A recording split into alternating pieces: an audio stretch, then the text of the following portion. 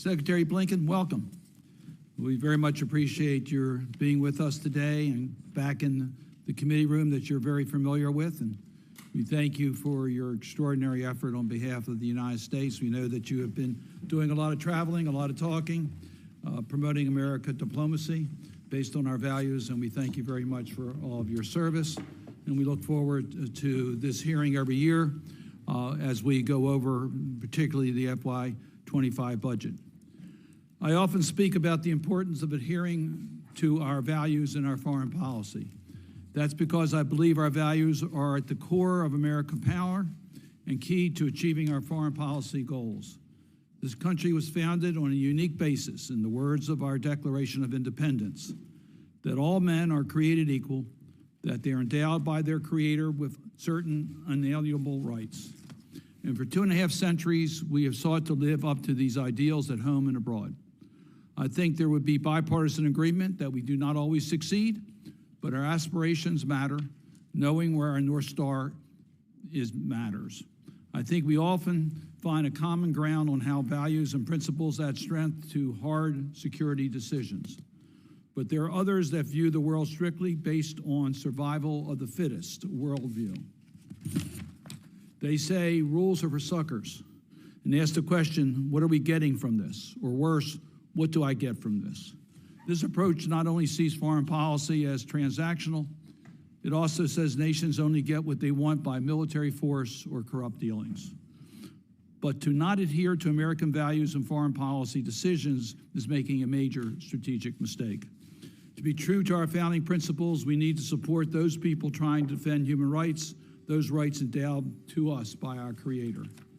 Sticking to our values leads to policies that encourage people to stand up to corruption, that champion the rule of law and fair play, that supports democracies, that save lives, policies that advance America's national security interests.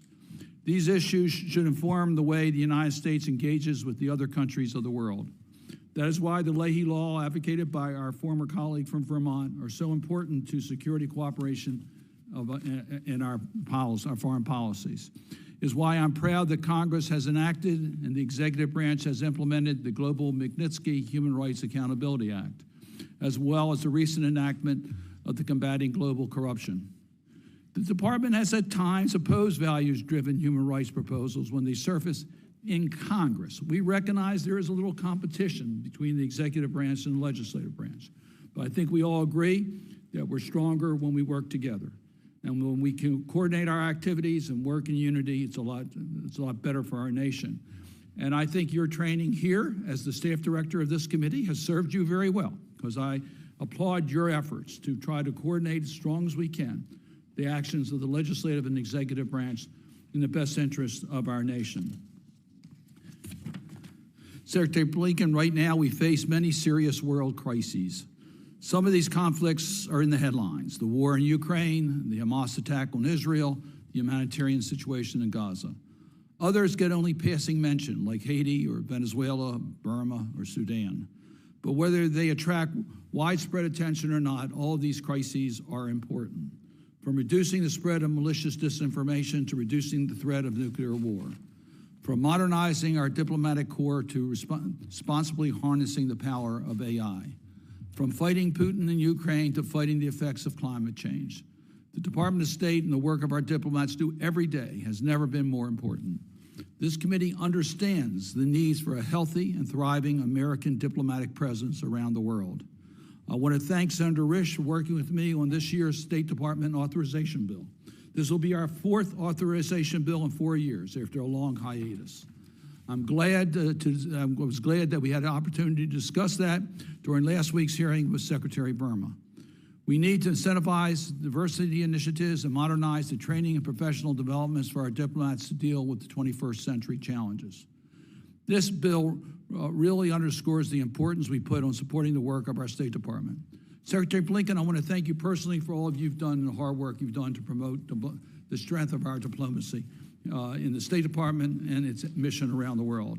I know that you've traveled many miles and met with many world leaders, especially in the context of Putin's war in Ukraine and the wake of Hamas's attack in Israel. I'd like to hear you articulate how this administration plans to confront the challenges we face today. Because despite everything that's happening, and the best efforts of our colleagues on the Appropriations Committee, our foreign aid budgets have been shrinking. What effect do you think this has had on your ability to advance American priorities, defend American interests, and project American values? What kind of trade-offs have you had to make as the State Department because of the shrinking budgets? That is the purpose of this hearing, to discuss the President's FY25 budget, and I look forward to that discussion. And with that, let me first recognize our very distinguished ranking member, Senator Risch. Mr. Chairman, thank you very much for those remarks. Let me say that it appears we're at the start of a new era in global affairs, one marked by growing instability, increasing competition, and fraying economic relationships. This is a time for U.S. leadership and resolve. The President's annual budget, which is what we're talking about here today, shows his priorities, and there are a couple of areas in his budget request where we agree. But the request lacks seriousness, I believe, and shows an inability to make tough choices. First, the budget's biggest focus is on climate change. That focus doesn't help Ukraine or Israel or help our allies compete against China. In fact, by rejecting low-carbon energy options like natural gas and pushing a green-only approach, the administration is doing more to enable China than outcompete it. If the administration wants to outcompete China, then it should focus on China's growing advantages in ports, airports, digital technologies, and other critical sectors, rather than advancing ideological pet projects. Indeed, this proposed budget does contain a poison pill, which I suspect you probably already know, Secretary Blinken, in the form of a, quote, green climate fund, which proposes to transfer U.S. taxpayer money to China through the UN, about $1 billion of it.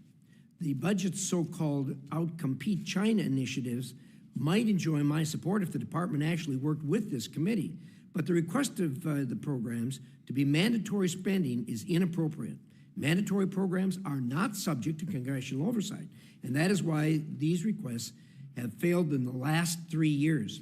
In fact, I would argue the department has perfected the art of hiding information from Congress, which you and I talked about yesterday to some degree.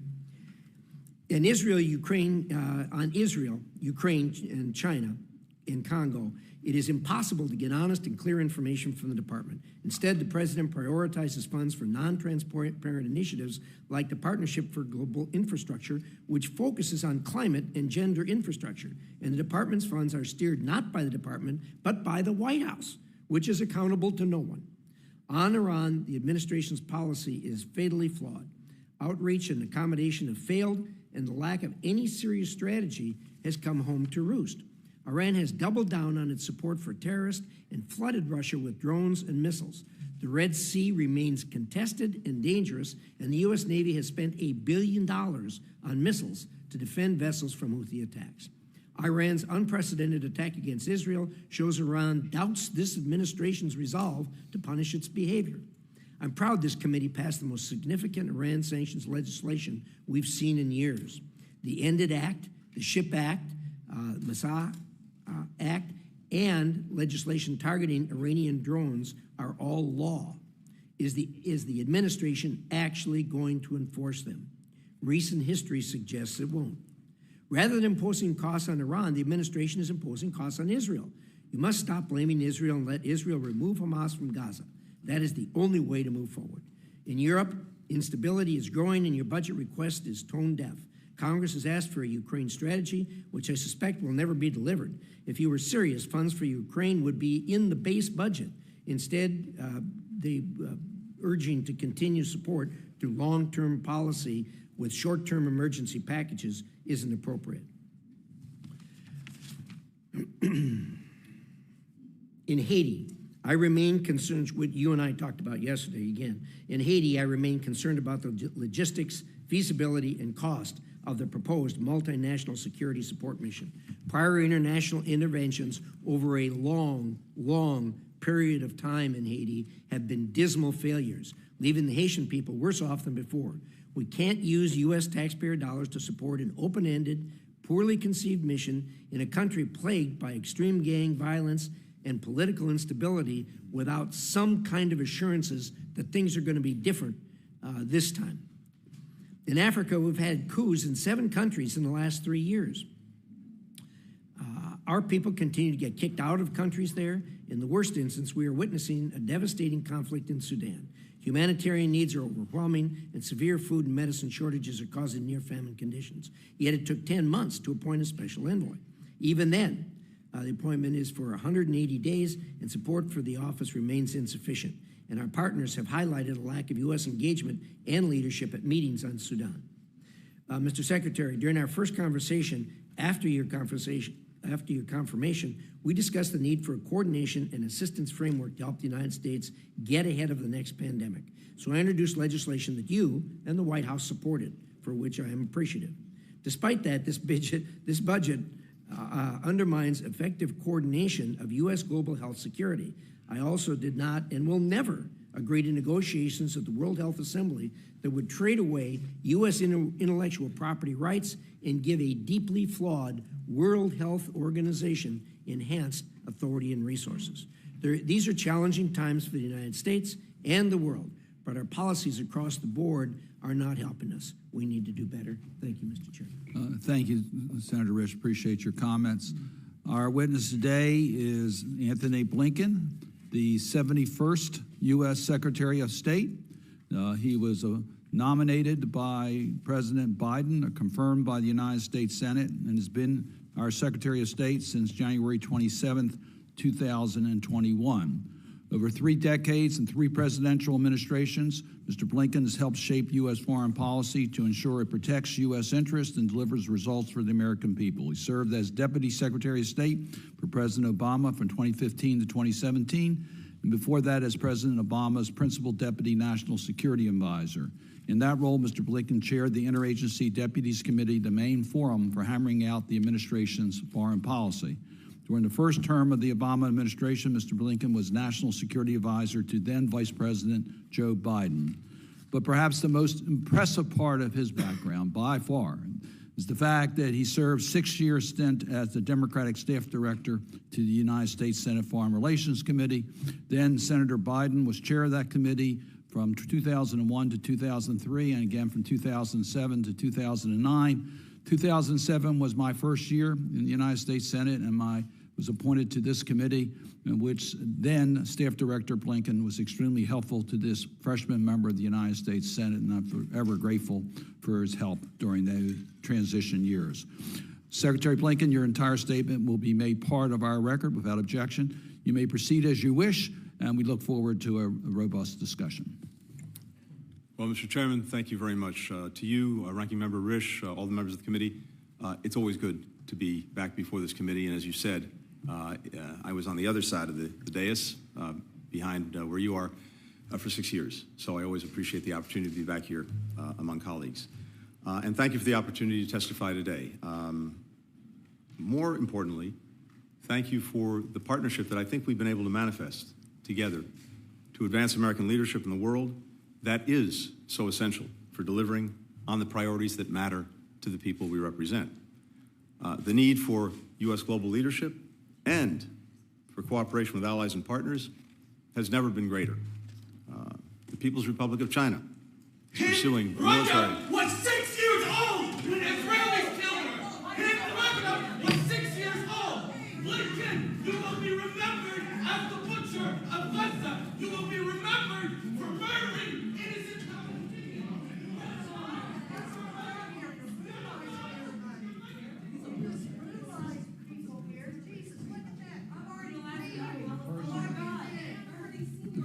The person, will the officer please remove the person who's making these comments? If anyone is speaking, please be removed.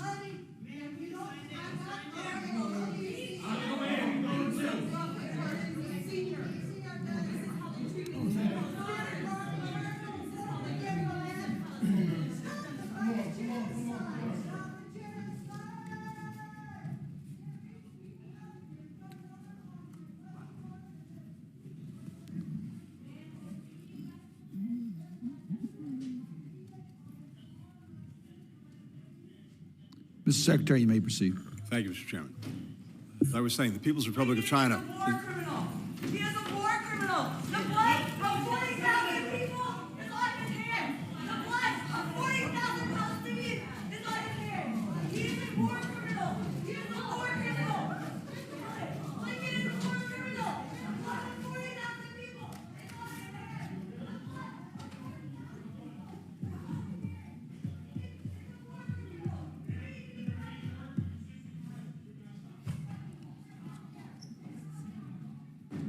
Mr. Secretary, you may continue. The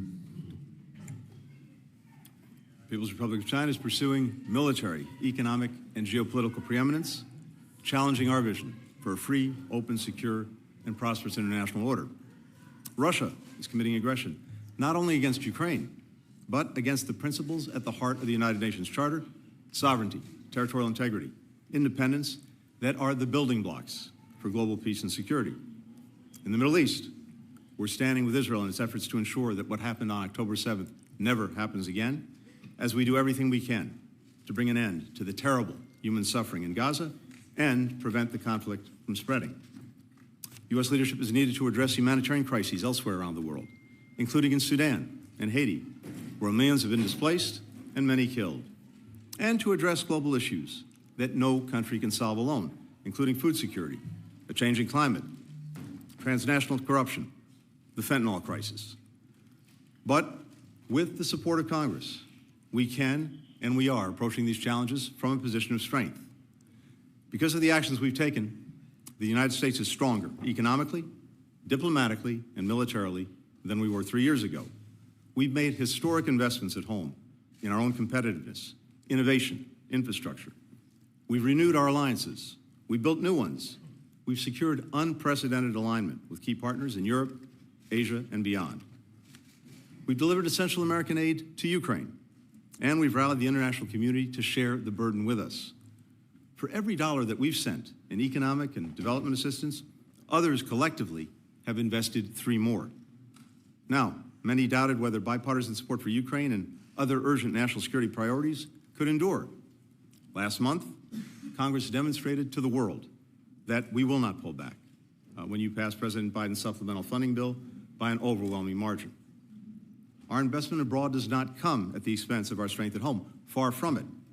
Most of the supplemental is being spent here in the United States, building up our defense industrial base, creating and supporting thousands of American jobs. We need to keep up this momentum. That requires a State Department budget that we fully resource in order to meet the challenges of our time. The President's FY25 budget. Funding a genocide in Gaza. There have been 7 mass graves outside of hospitals. This is sick. This is deranged. You are a war criminal. Shame on you. You may continue. Thank you. The President's FY25 budget, requesting $58.8 billion for the State Department and USAID, does this in 2 key ways. First, it funds the essential missions of our department and USAID. The budget will ensure that the United States continues to be the partner of choice that countries turn to when they need to solve big problems. In an era of renewed great power competition, we must present the strongest possible offer, one that's relevant and responsive to countries' needs, and that advances our security and economic interests. That's why we're requesting $2 billion for a new fund to build high-quality, sustainable infrastructure around the world. Crucially, investments like these create jobs for Americans. They expand markets for our businesses. We're requesting resources for the World Bank. With $1 billion in U.S. funding, we can unlock another $36 billion in development fund capacity to direct to the top priorities of emerging economies. That is an enormous return on our investment and essential for competing with China around the world. The budget also includes $1.7 billion for international organizations, including the United Nations, APEC, the Inter-American Development Bank, to help shape them in ways that reflect our interests and our values. We're asking for $500 million to give more people around the world access to secure internet and digital technologies. Doing so will support our economy through the export of our technology products, and it will help ensure that we and our fellow democracies remain the leaders and standard setters in key technologies like artificial intelligence. Our budget also includes funding to address global issues that affect the lives, the livelihoods of the American people, as well as people around the world, especially the synthetic drug crisis. It also funds our response to irregular migration, global food insecurity, public health, climate, and energy security. We're also asking Congress to fully fund the State Department's educational and cultural exchanges. These are one of the best, most cost-effective tools we have for advancing our values and our interests around the world. They support students, researchers, young professionals from our communities who study and work abroad. To outcompete our strategic rivals, we also need to invest in the foundations of our strength abroad, our diplomatic corps, and that's the second pillar of our budget. Our budget makes a strong investment in expanding our overseas presence, opening posts in the Pacific Islands, the Eastern Caribbean. It will also continue our modernization of our diplomacy. We're organizing the department in new ways to meet these new challenges, working to attract and retain the best talent needed to take them on, investing in our people in Washington and in our posts overseas, with training, with technology, promoting more agility, more innovation, more efficiency in our processes. Last year's enacted budget level represented a 5% cut from the year before. That challenges our efforts to deliver results that Congress and the American people want to see. So I urge you to support this budget, which helps us address the most pressing foreign policy priorities in the coming year and lays the foundation for strong leadership in the years ahead. In conclusion, I'd like to thank this committee for your recent confirmations of ambassadors and other senior officials.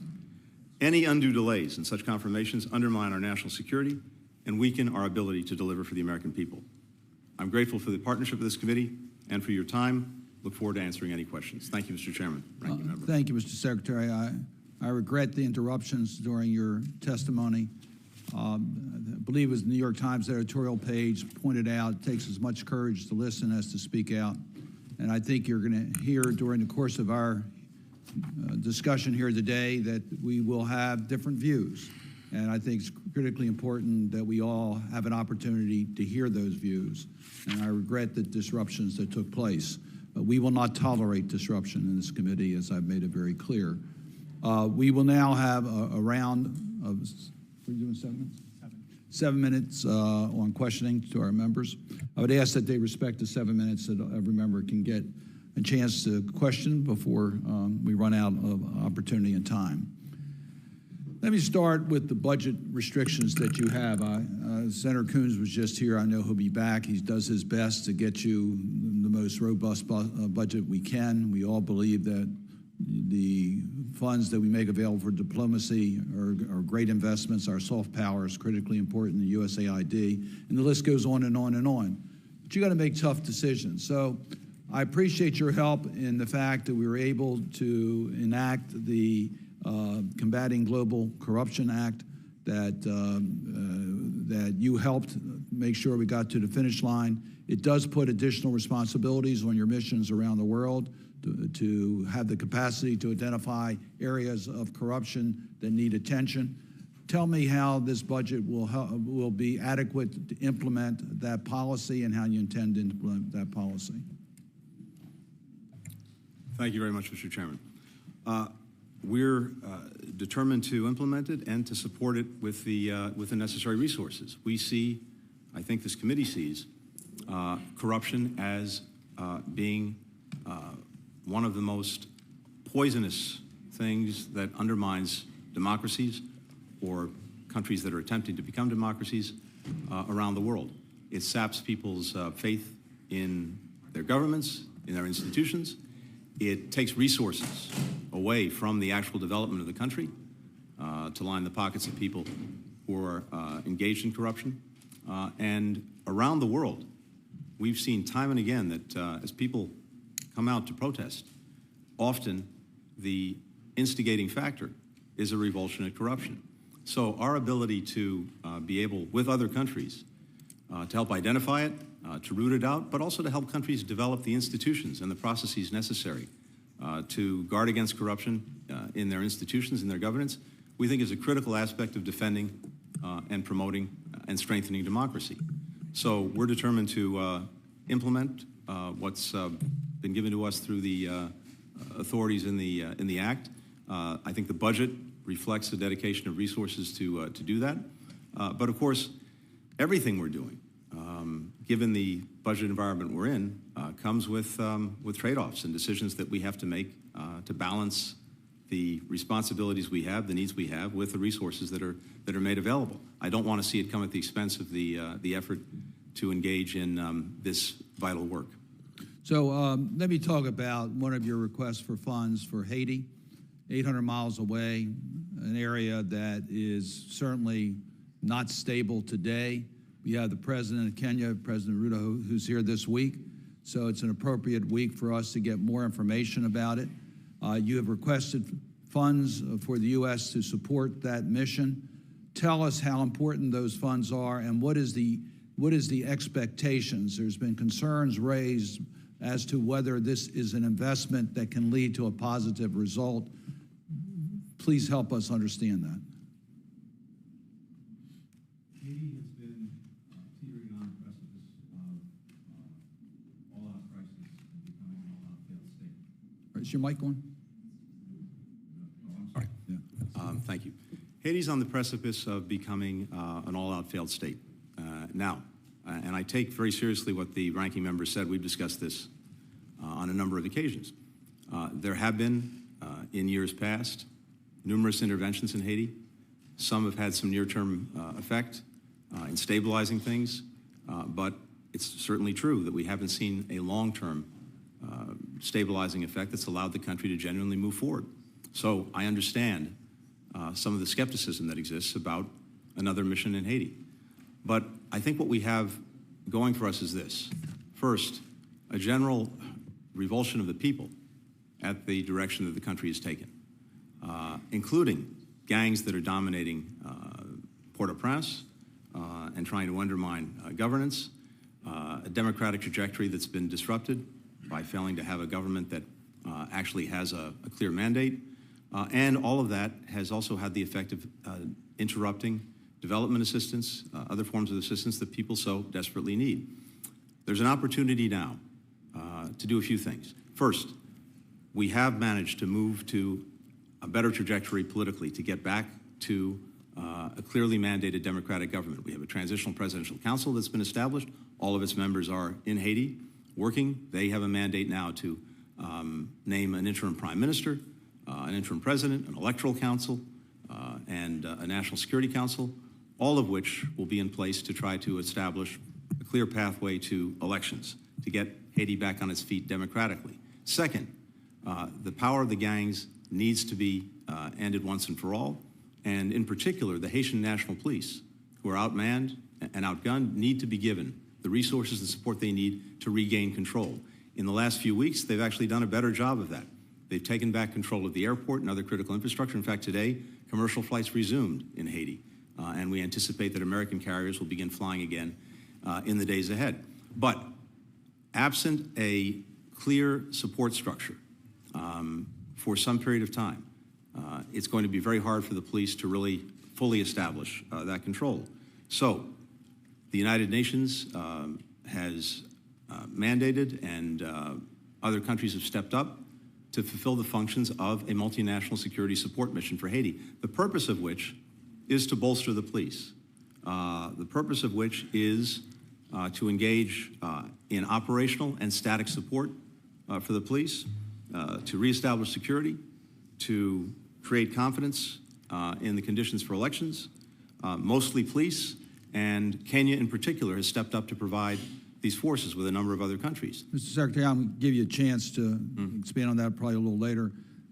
I want to focus my last minute on give you a chance to give us a status of the Middle East, what's happening in regards to the conversations with Israel and Hamas in order to get an opportunity for the release of the hostages and a pathway towards a way forward for both the Palestinians and the Israelis without the terrorists. The ICC ruling yesterday, I'd like to get your view on it. I see it as a step in the wrong direction. That's going to make it more challenging for us to get the parties together. There's always been an understanding the ICC is there to deal with countries that don't have an independent judiciary. Israel has an independent judiciary. They did not give the Israelis an opportunity. We thought there was that opportunity going to take place this week. I want to get your assessment as to how you see the current situations in light of what just happened at the ICC as to whether we are on track to continue to negotiate in regards to the hostages and pause in the hostilities. Thank you, Mr. Chairman. Look, we see the effort to get a ceasefire and the release of hostages as the best, most effective way forward, both in getting hostages home, in creating an environment in which the people of Gaza can get more of the assistance they so desperately need, and a platform for which to build a more enduring solution that provides genuine security for Israel and meets the needs of the Palestinian people. There's been an extensive effort made in recent months to get that agreement. I think we've come very, very close on a couple of occasions. Qatar, Egypt, others participating in the efforts to do this. We remain at it every single day. I think that there's still a possibility, but it's challenged by a number of events. And I have to say, yes, the extremely wrong-headed decision by the ICC prosecutor yesterday, the shameful equivalence implied between Hamas and the leadership of Israel, I think that only complicates the prospects for getting such an agreement. We'll continue to forge ahead to do that, but that decision, as you said, on so many levels, is totally wrong-headed. And we'll be happy to work with Congress, with this committee, on an appropriate response. Senator Risch. Thank you, Mr. Chairman. Let me start there. Sometimes we don't agree on stuff, but I got to tell you, on the ICC, you got it exactly right. Your characterization of it being shameful equivalence that they have engaged in yesterday is actually stunning. As you know, in the last administration, the Trump people did an executive order to do sanctions on certain members of the ICC who were investigating us for things that happened in Afghanistan. President Biden's administration came in and dissolved that executive order, as you know. For your information, you probably know about this, but there's a number of us up here that are working on a legislative approach to this that includes not only the Afghanistan question, but also includes the question of the ICC sticking its nose in the business of countries that have an independent, legitimate, democratic judicial system. And obviously, they violated that yesterday. Can you support this? Obviously, you want to see the devil's in the details, obviously, in the legislation, but do you think you can support a legislative approach to this? Senator Risch, in short, let's look at it. We want to work with you on a bipartisan basis to find an appropriate response. I'm committed to doing that. As you say, the devil's in the details, so let's see what you got, and we can take it from there. But I think from our perspective, going back in lifting sanctions that were previously implemented, the intent, the purpose was to find the best way to protect our service members who served in Afghanistan, and we believe that we did that. But given the events of yesterday, I think we have to look at the appropriate steps to take to deal with, again, what is a profoundly wrong-headed decision. Well, thank you. As I said, your coinage of that as a shameful equivalence, I think, is a good starting point for all of us, and it really, really deserves our attention. So we're going to spend some time on that, and I hope we can work together on that. Let's shift to China for a minute. Obviously, the biggest problem we have. In April, you said China was the primary contributor to Russia's military complex, and the U.S. has strong evidence China is providing drone and missile technology, satellite imagery, machine tools, and other items that aid Moscow's defense buildup. Are you still of that frame of mind? Yes. In that regard, what plans do you have for this? Help me out here. Where are we headed with this? I think you got it right. What do we do about it? So two things. First, just to be very clear what we're talking about. We have not seen China provide actual weapons to Russia for use in Ukraine. North Korea is doing that. Iran is doing that. China is not. What we are seeing is China provide overwhelming support to Russia's defense industrial base. 70% of the machine tools that Russia's importing are coming from China. 90% of the microelectronics that Russia's importing coming from China. And a lot of that goes to building up the defense industrial base. And we've seen as a result, Russia churning out tanks, artillery, ammunition at a record pace. So, two things. We have, first of all, identified this and called this out directly with China when I was there a few weeks ago with President Xi as well as with the Foreign Minister, Wang Yi. We've called it out publicly. We brought the information to allies and partners. And it's very clear that, particularly for the Europeans, who see in Russia's aggression against Ukraine a larger threat to their own security, because if it doesn't stop at Ukraine, it is very much likely to continue elsewhere in Europe. You can't have China, on the one hand, professing to seek better relations with countries in Europe, while on the other hand, fueling the greatest security threat to Europe since the end of the Cold War. And in my conversations with European leaders, as we shared this information with them, it's clear that that's exactly the way they see it, and I am confident they're engaging China on that basis. What we've done and what we need to continue to do. One is we've already sanctioned more than 100 Chinese entities that we've identified that were engaged in providing dual-use products, other things that are on sanctions lists. We will continue to do that. And we're working to coordinate our efforts with European and other partners who are also aggrieved, in fact, in many ways, even more aggrieved by this practice because it's a direct threat to them. Well, thank you. When you're sitting across the table from the Chinese and you call them out on this, what do they say? Mind your own business? What's their position on this? Oh, their position is that they're engaged in perfectly normal legal trade. Yeah. Well, and that brings me to something else that we know that they're lusting over in a perfectly legal manner, and that is they want to be involved in the peace process for Ukraine, and we all know why. They're going to descend like locusts in a plague on Ukraine when this is over with, and it's going to be over with, and Ukraine's going to need a tremendous amount of rebuilding.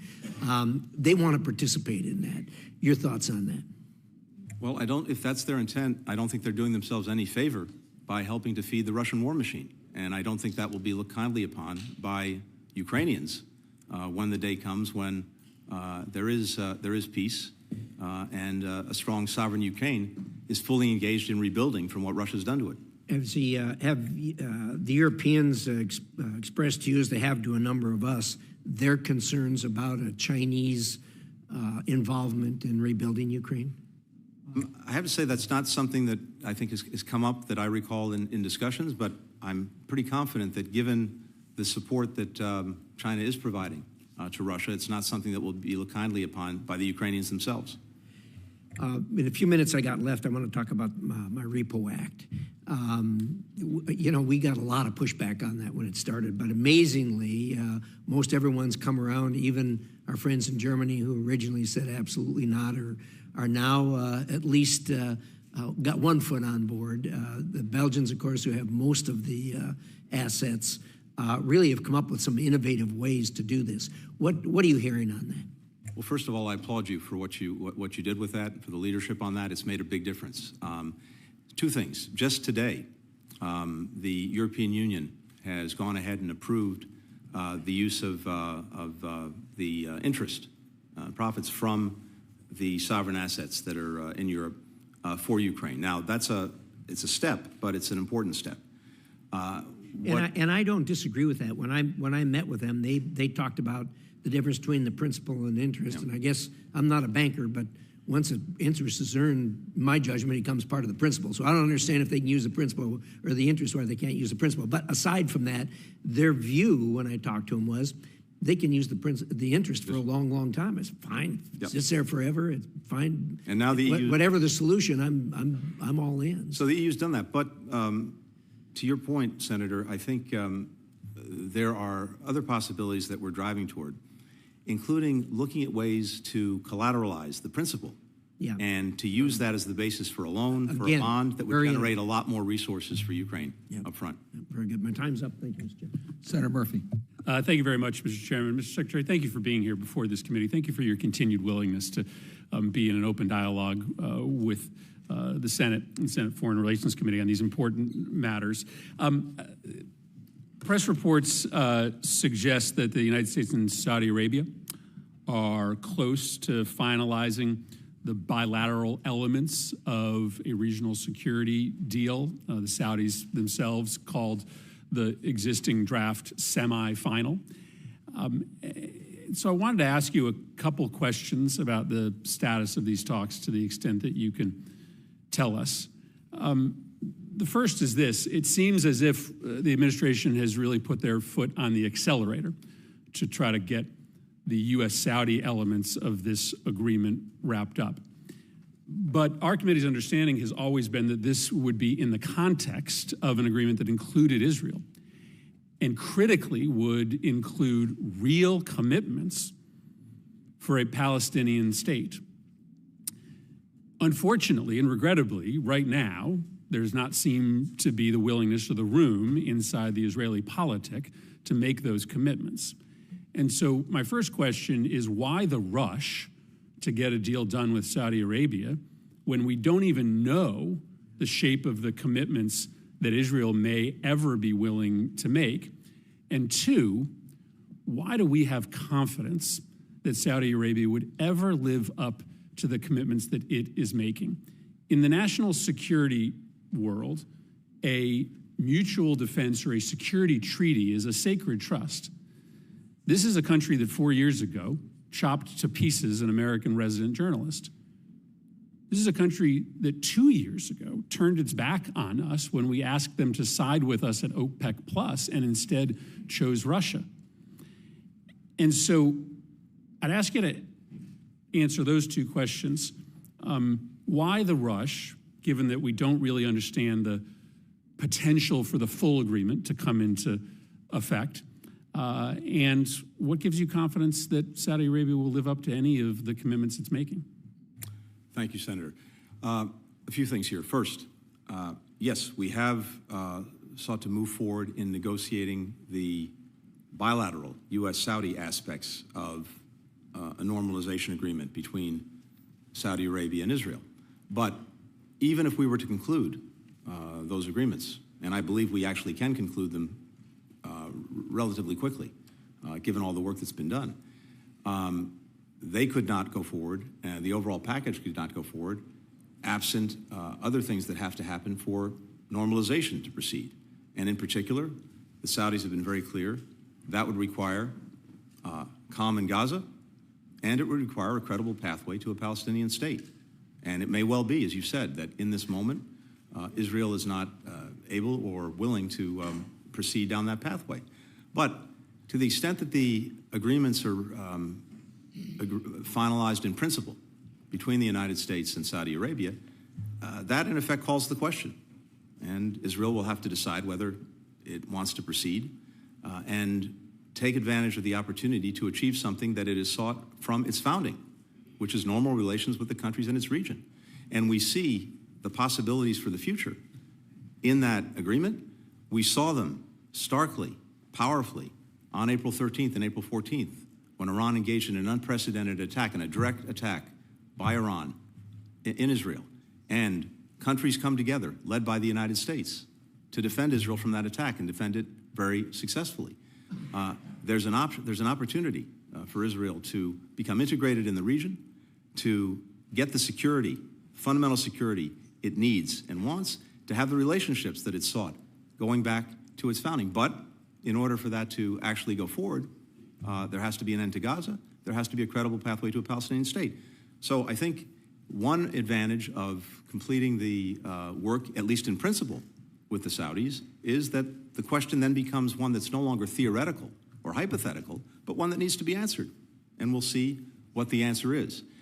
Look, these agreements, like any agreements, whether it's with Saudi Arabia or anyone else, you count on the other party to live up to the agreement, and if they don't, there are consequences, including the agreements being, in effect, abrogated. So I think it's profoundly in Saudi Arabia's interests to fulfill the commitments that they would make in the context of these agreements. And by the way, none of this will go forward before Congress has its say. Let me just express worry at the phrase credible pathway to a Palestinian state, right? A credible pathway to a Palestinian state is very different than a Palestinian state. We have had numerous credible pathways to Palestinian states that neither side has made real upon. This is a unique and perhaps final opportunity to actually cement a Palestinian state, which many of us believe is the necessary predicate to peace in the region and the long-term survival of a Jewish state in the Middle East. Look forward to continued conversations about this really important topic. Wanted to touch one other subject with you. You've got $169 million in this request to counter fentanyl and other synthetic drug production around the world. Thank you for that commitment. Later this week, the Senate is going to vote on a bipartisan border security measure negotiated with Republicans that would dedicate $20 billion to border security, including substantial, unprecedented new resources to stop fentanyl from coming into the country. This amount that you've requested, the underlying budget, stands on top of the commitments that you secured at the recent summit in San Francisco from the Chinese to do some really important, dramatic things to stop the movement of precursor into Mexico and into the United States. Just in the remaining 30 seconds to a minute, the importance of the achievement at the summit and how that dovetails with the requests that you're making. You've made substantial progress on stopping the flow of fentanyl into the United States. You're to be commended for that, but this money seems critical. First of all, I commend the efforts being made here to dedicate these resources to what is arguably the #1 challenge we face in terms of public health and in terms of the security of the American people. #1 killer of Americans aged 18 to 49, not heart attacks, not car accidents, not guns, fentanyl, a synthetic opioid. So this has to be, and it is for us, a #1 priority. It requires a lot of work at home. It also requires a lot of work around the world, given the global nature of the threat. With regard to China, President Biden achieved important agreements with President Xi when they met at the end of last year outside of San Francisco.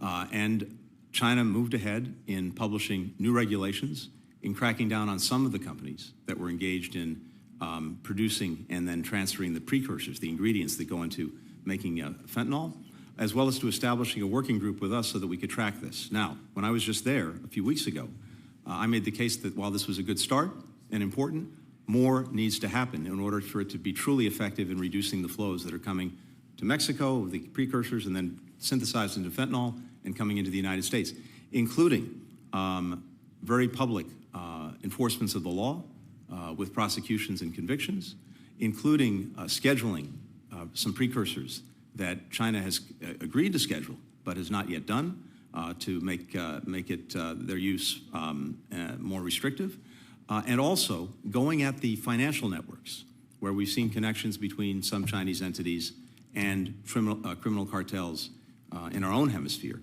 and working from their end to sever those. So we'll be watching to see whether that happens.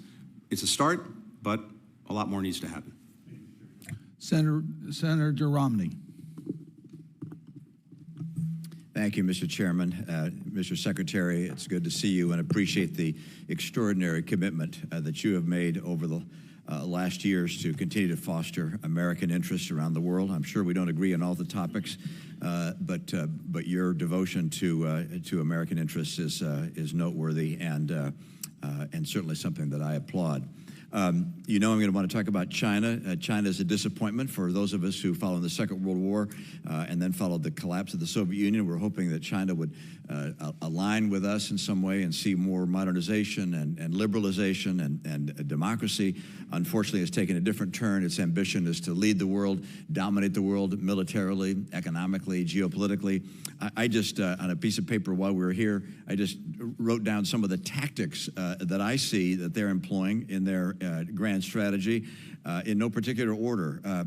Monopolizing key industries, with TikTok being able to gather information about Americans, Confucius Institutes to be able to promote their policies in our campuses, inserting themselves through cyber systems in our critical infrastructure, buying ports around the world so that they can foster their naval commitments or naval ambition, putting in place graduate students in our universities, particularly in STEM subjects, to be able to steal technology, the 1,000 Scholars Program to do the same, inserting themselves into leadership positions in international organizations, purchasing farmland around our military installations, selling drones, Chinese drones to our police forces, spy cranes in the seaport we heard about more recently, monopolizing key raw materials around the world, stealing technology from our companies, spreading dissension in the U.S. and through the West. I mean, it's an extraordinary list, and it goes on and on and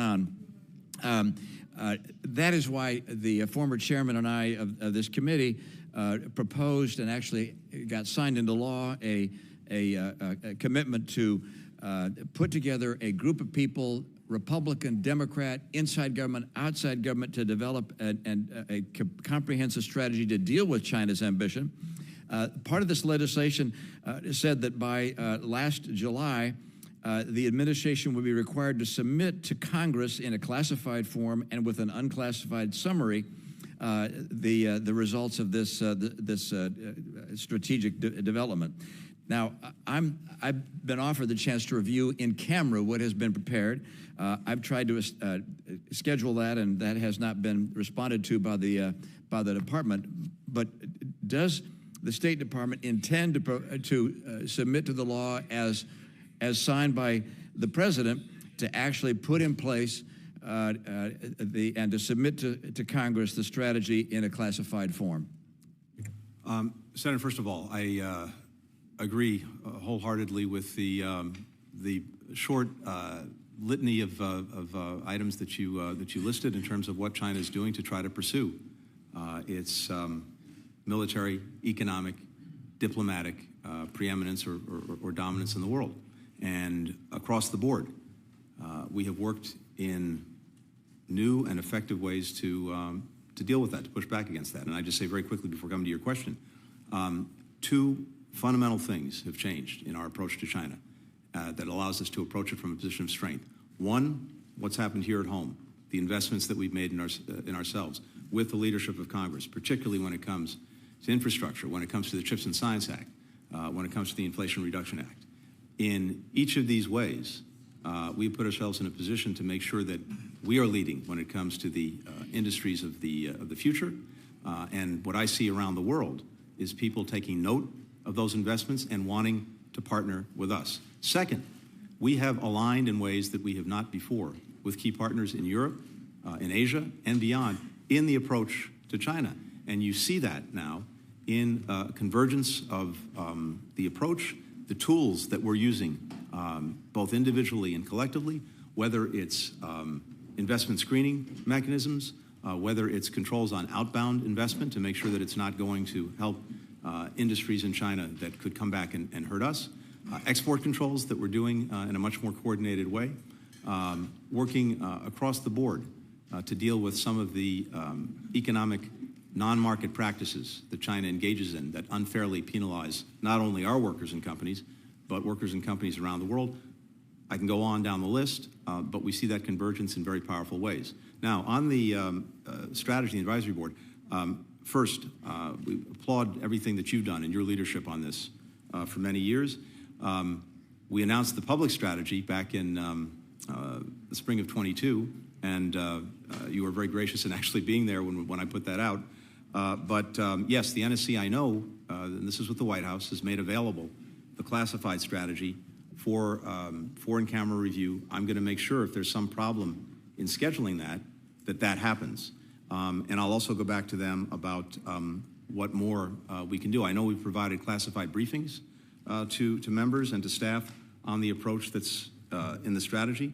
But let me come back to you on making sure that you can see and other members can see the full strategy in the classified setting.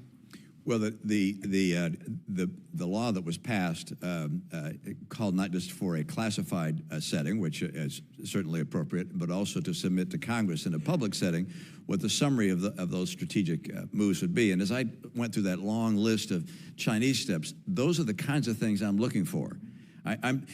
To say, look, our strategy is invest and align and compete sounds great. That may be an objective, but the tactical steps of what we're going to do country by country, industry by industry, port by port, spyware by spyware, et cetera. That's the kind of detail that really creates a comprehensive strategy that can be effective. And I guess I'm concerned that as we go potentially from one administration to the next, whether that's in 1 year or in 5 years, that we have a strategy that lasts. Following the Second World War, George Kennan and others came together to develop a strategy that was very successful in confronting the Soviet Union. We're looking to do the same thing here, but we haven't seen anything of that nature yet, and in the law required that be submitted to Congress in a public setting, but also in a classified setting.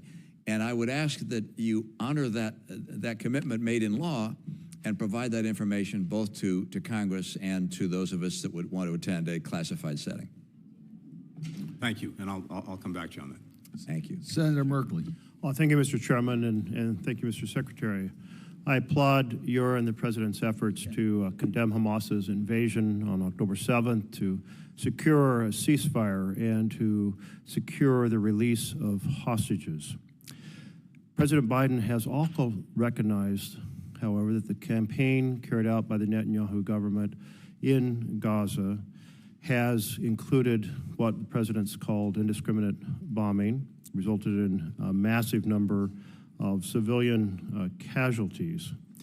The NSM-20 report concluded, and I quote, "Given Israel's significant reliance on U.S.-made defense articles, it's reasonable to assess that Israel has used U.S.-provided weapons in instances inconsistent with international humanitarian law."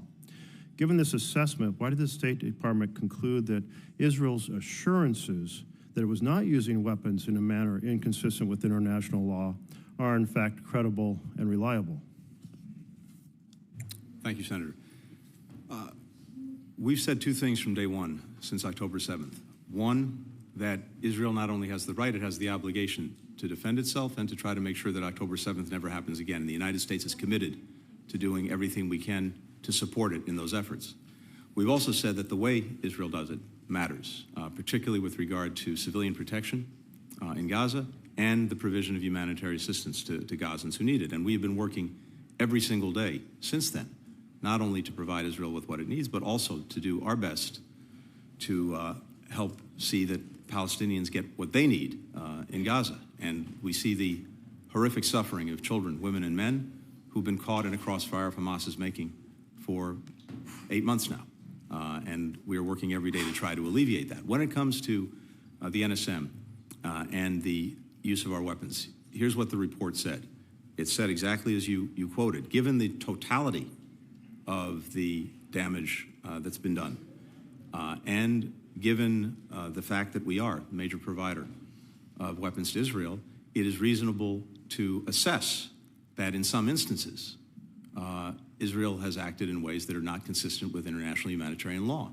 And indeed, we are investigating a number of instances, some of which are alluded to in the report, others that are not, to make those determinations.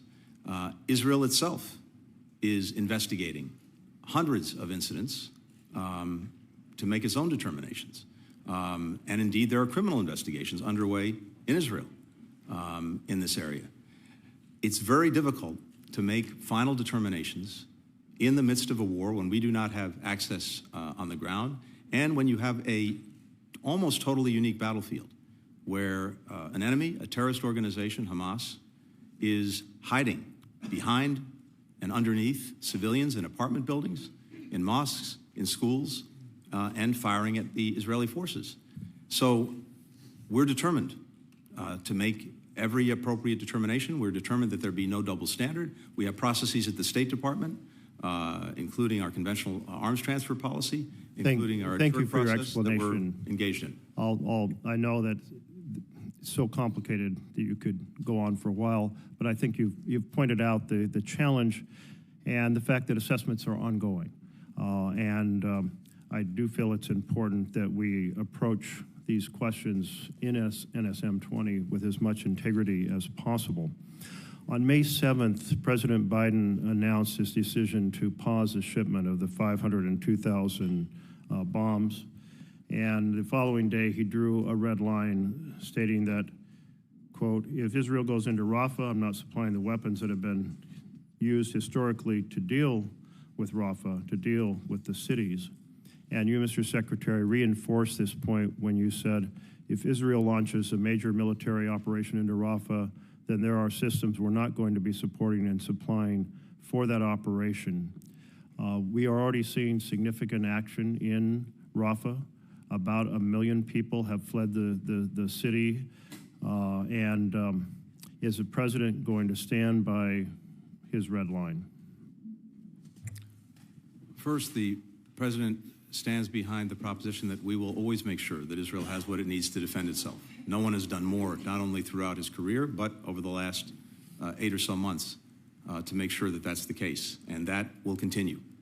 At the same time, when it comes to Rafah, we've been very clear in many conversations with Israeli leadership over the past months about our deep concerns about a major military operation in Rafah and the impact that that would have on civilians in Gaza. We insisted that if anything is to go forward, we see a clear, credible plan to get civilians out of harm's way, but not only to get them out of harm's way, to make sure that they're provided for when they're out of harm's way. Now, you mentioned we've seen a very large exodus of people from Rafah, but they are now in places where they don't have the support that they need and that we believe is critical to provide.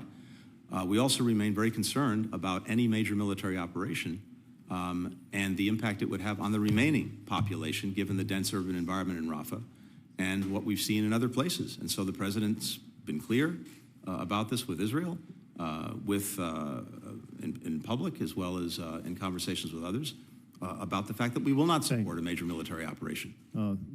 Thank you, and that's helpful to understand. I wanted to turn to the issue of providing aid in the situation of the challenge of food and water and medical supplies and so forth.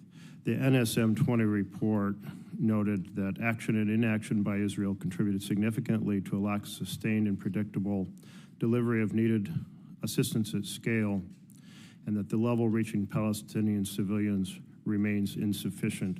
Insufficient is a very polite way, given that we now have what Cindy McCain has described as full-blown famine in the north, and we're all very aware of the highly stressed conditions in the south as well. As a result of the restrictions that Israel has had in place, we have been urging them, you all have been urging them, and I applaud that, to open more gates, to have a more systematic inspection process so far more trucks per day can get in, to make sure that once the trucks are through the gate, that they can actually get to the warehouses without being attacked or so forth. You've also supported air deliveries by ourselves and by other nations. You've also built a dock. All these things are in response to the restriction of aid. And thus, I was somewhat puzzled that the report concludes we do not assess that the Israeli government is prohibiting or otherwise restricting the transport and delivery of U.S. humanitarian assistance. Because it seems like all those actions we're taking, the urging of Israel to do more, and all the other air delivery and docks and so forth are all a response to the restrictions preventing sufficient aid to get in and creating famine conditions affecting a couple million people. If you could respond briefly. Yes. First, Senator, there is no doubt that the people of Gaza, children, women, men, are experiencing an acute humanitarian crisis. And food, water, medicine, shelter, all of these things are in severe short supply. And we've been working every single day as well since October 7th to try to make sure that they could get what they need. And we have impressed upon Israel time and again the imperative of really bringing a determined focus to this, not making it an afterthought in the conduct of the war against Hamas, but an absolute priority. They've taken steps over these many months to open access points, going back to October, to have aid go in, but it has not been sufficient by far to meet the need.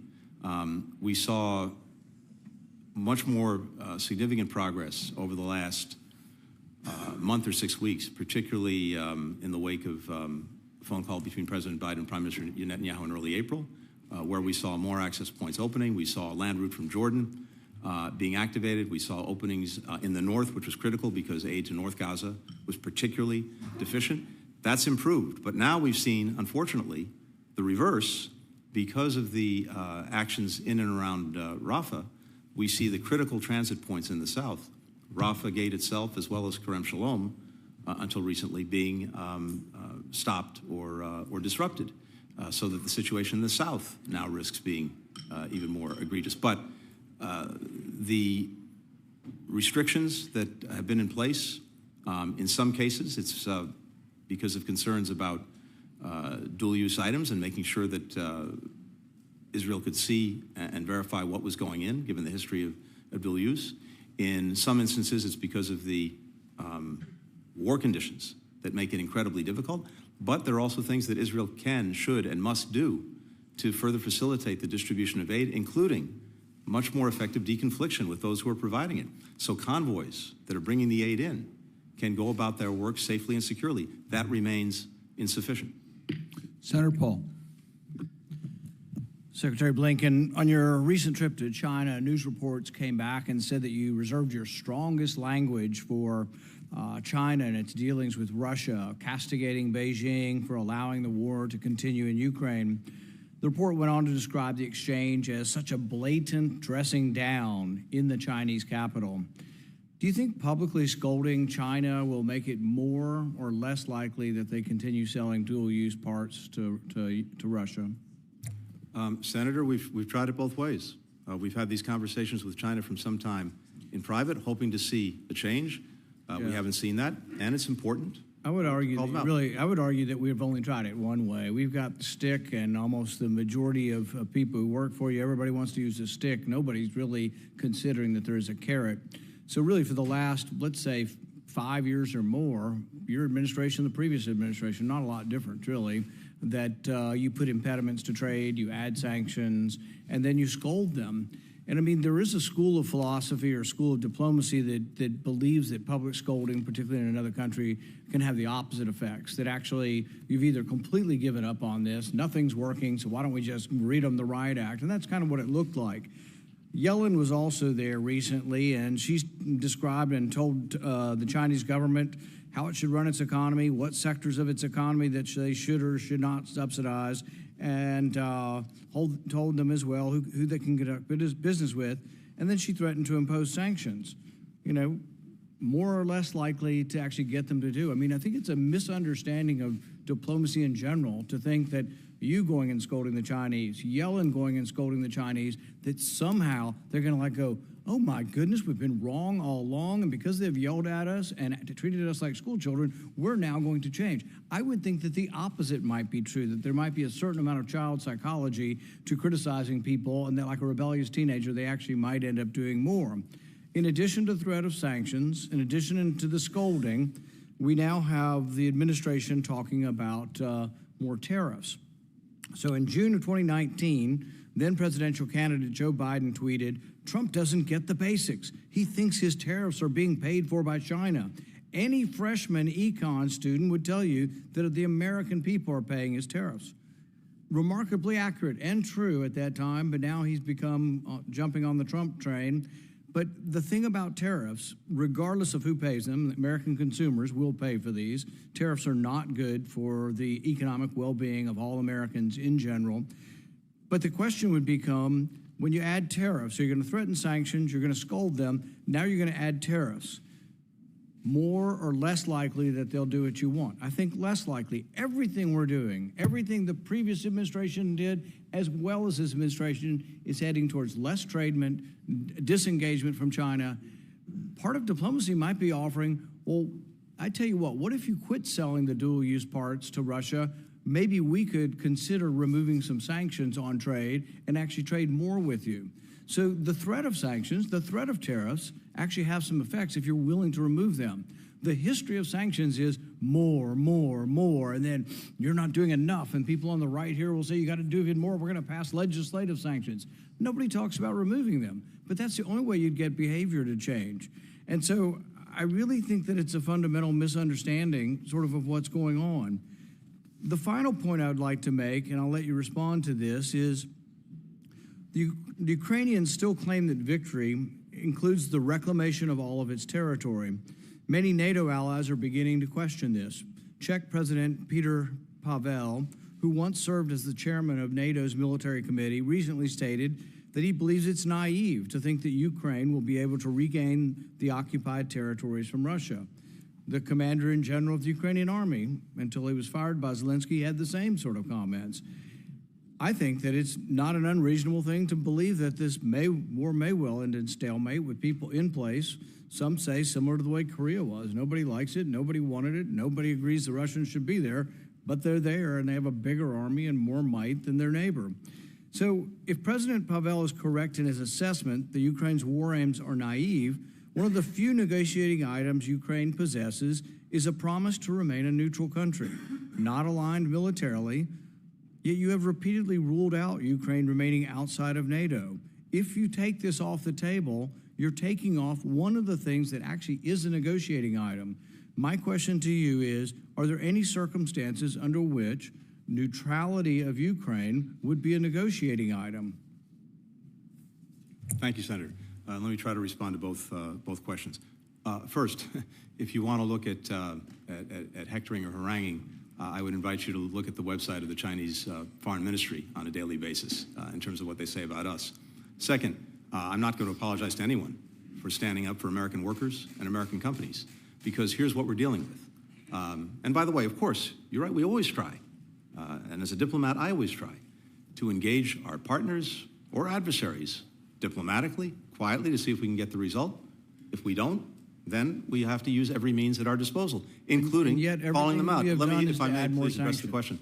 So on this, what we've seen and what we're seeing now, and this goes to the tariff question, is China very deliberately using overcapacity in critical sectors to export its way out of its current economic troubles, and to do that in a way that undercuts and indeed could gut our own workers and industries. All of that is true, but my question to you is there an offer ever that you would undo things in exchange for behavior? Of course, and that goes... So you want to argue tariffs are good and sanctions are good. Yeah. The offer would have to be to say to the government, quietly or otherwise, that we would be willing to go in the opposite direction. Of course. There's no public, I hear no public discussion, not from Congress and not from anyone in the administration. Senator, we would undo this if this.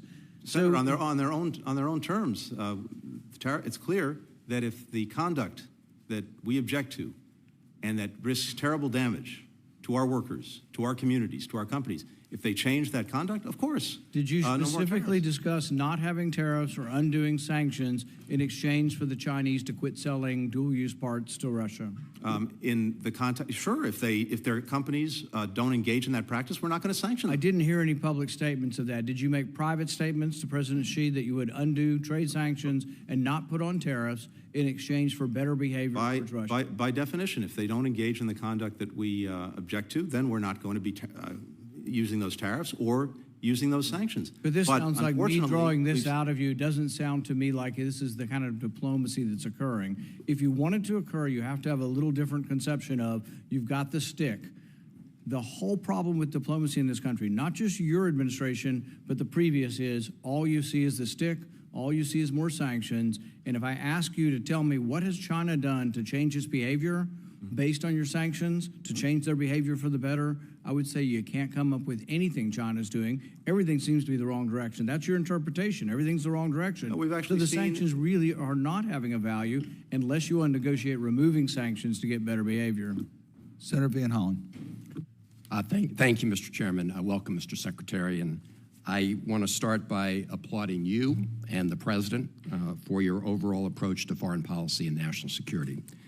You've helped strengthen our alliances, stood up to Putin's aggression, and confronted the challenges posed by China. And the President was right, absolutely right, to travel to Israel in the immediate aftermath of the horrific Hamas terror attacks of October 7th to express our solidarity in word and in deed. But like you, I've been very concerned with the way the Netanyahu government has conducted the war in Gaza. We understand the despicable tactics of Hamas, but we also understand that there's a responsibility to make sure that a just war is fought justly. And I've been especially concerned about the restrictions placed on the delivery of humanitarian assistance to 2 million Palestinians who have nothing to do with Hamas. It only leads to unnecessary human suffering, and as you and Secretary Austin have pointed out, it also undermines our overall strategic objectives and those of Israel. And it also means that on top of everything else, Americans have spent over $300 million to build a temporary pier in Gaza to try to prevent more people from starving. That's the right thing to do, but we had to do it because we couldn't get the Netanyahu government to get more food and other aid through the many land crossings and get it delivered to people safely without over 200 aid workers getting killed, including those killed in the attack on the World Central Kitchen. That's why virtually every international aid organization that has operated worldwide for decades say they've never experienced a worse man-made humanitarian disaster than that in Gaza. That's why the president said at one point, no excuses.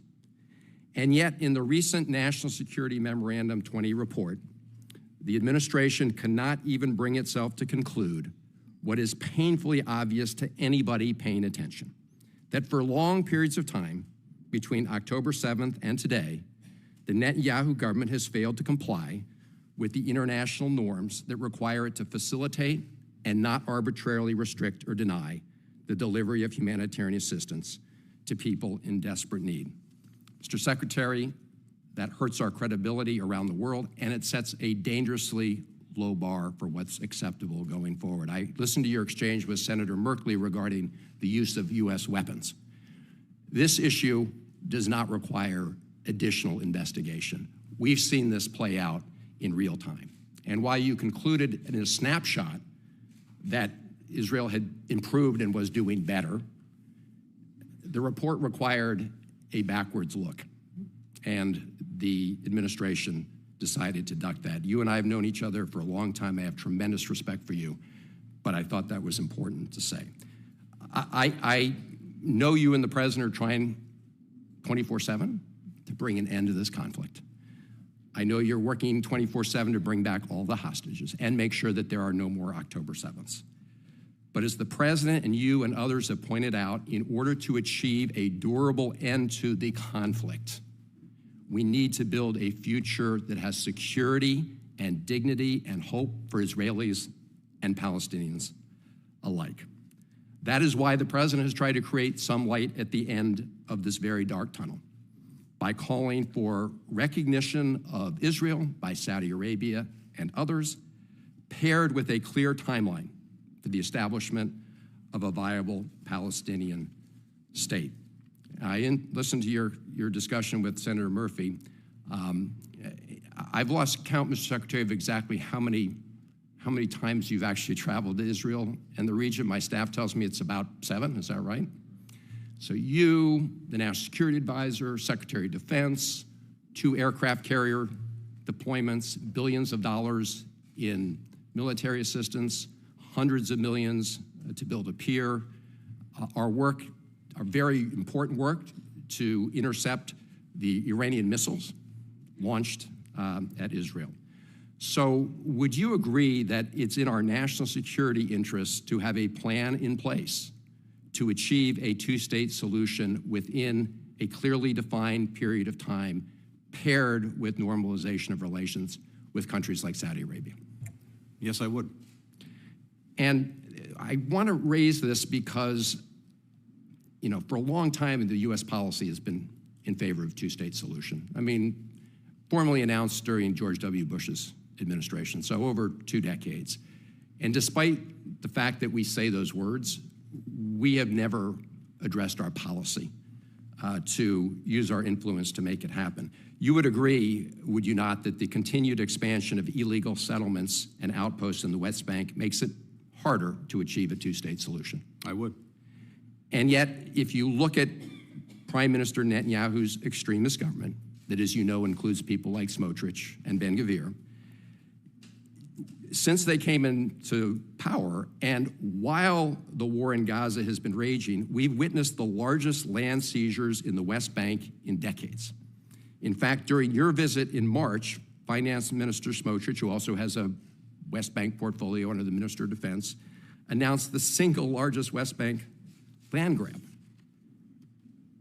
And the question is, what are we going to do if it conflicts with our national security interests to try to achieve a two-state solution? I applaud the actions taken with respect to individual extremist settlers, but they are just part of a movement largely empowered by this current government. I don't know if you had a chance, Mr. Secretary, to read the New York Times Magazine this weekend. Israel's extremist takeover by two veteran journalists, including an Israeli investigative reporter. I urge you to look at it.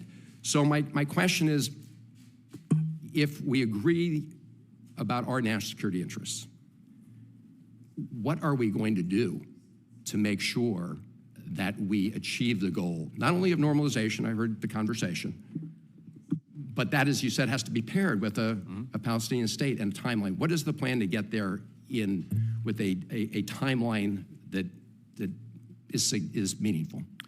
Well, thank you, Senator. And look, I agree with the assessment. And it's not only in our national security interest, which is my responsibility. It's also, in our judgment, as Israel's closest friend, in Israel's profound interest, because there really is a choice, and it's very hard to see it in the midst of this conflict, and certainly in the wake of October 7th. But the choice that's increasingly clear is a choice between a path that leads to Israel normalizing its relations with virtually all of its neighbors, something it's sought from its founding, to have countries that actually have its back when it comes to security and the primary threat that it faces, and many of us face, which is from Iran, and to be, again, genuinely integrated into the region, versus a continuation of the course that we're on and it's on, which is endless cycles of violence, destruction, death, and insecurity. But to move down that first path, it requires not only the willingness of the countries in question to normalize relations, but it also requires that there be finally a resolution to the Palestinian question, the realization of a state. That is clearly what these countries need to see and want to see in order for this to happen. And that's one of the things that we've been working on. The bottom line is this. You've got 5 million Palestinians between the West Bank and Gaza. You've got about 7 million Israeli Jews. Neither is going anywhere. The Palestinians are not going anywhere. The Jews are not going anywhere. There has to be an accommodation. And there has to be an accommodation that respects and fulfills the rights of everyone concerned. Has to be done in a way that has the necessary guarantees for Israel's security. And we are and will be adamant about that. Senator But Ricketts. that's the only path forward to sustainable security. Senator Ricketts. Thank you, Mr. Secretary. Thank you, Mr. Chairman. Thank you, Mr. Chairman. Thank you, Mr. Secretary, for being here today.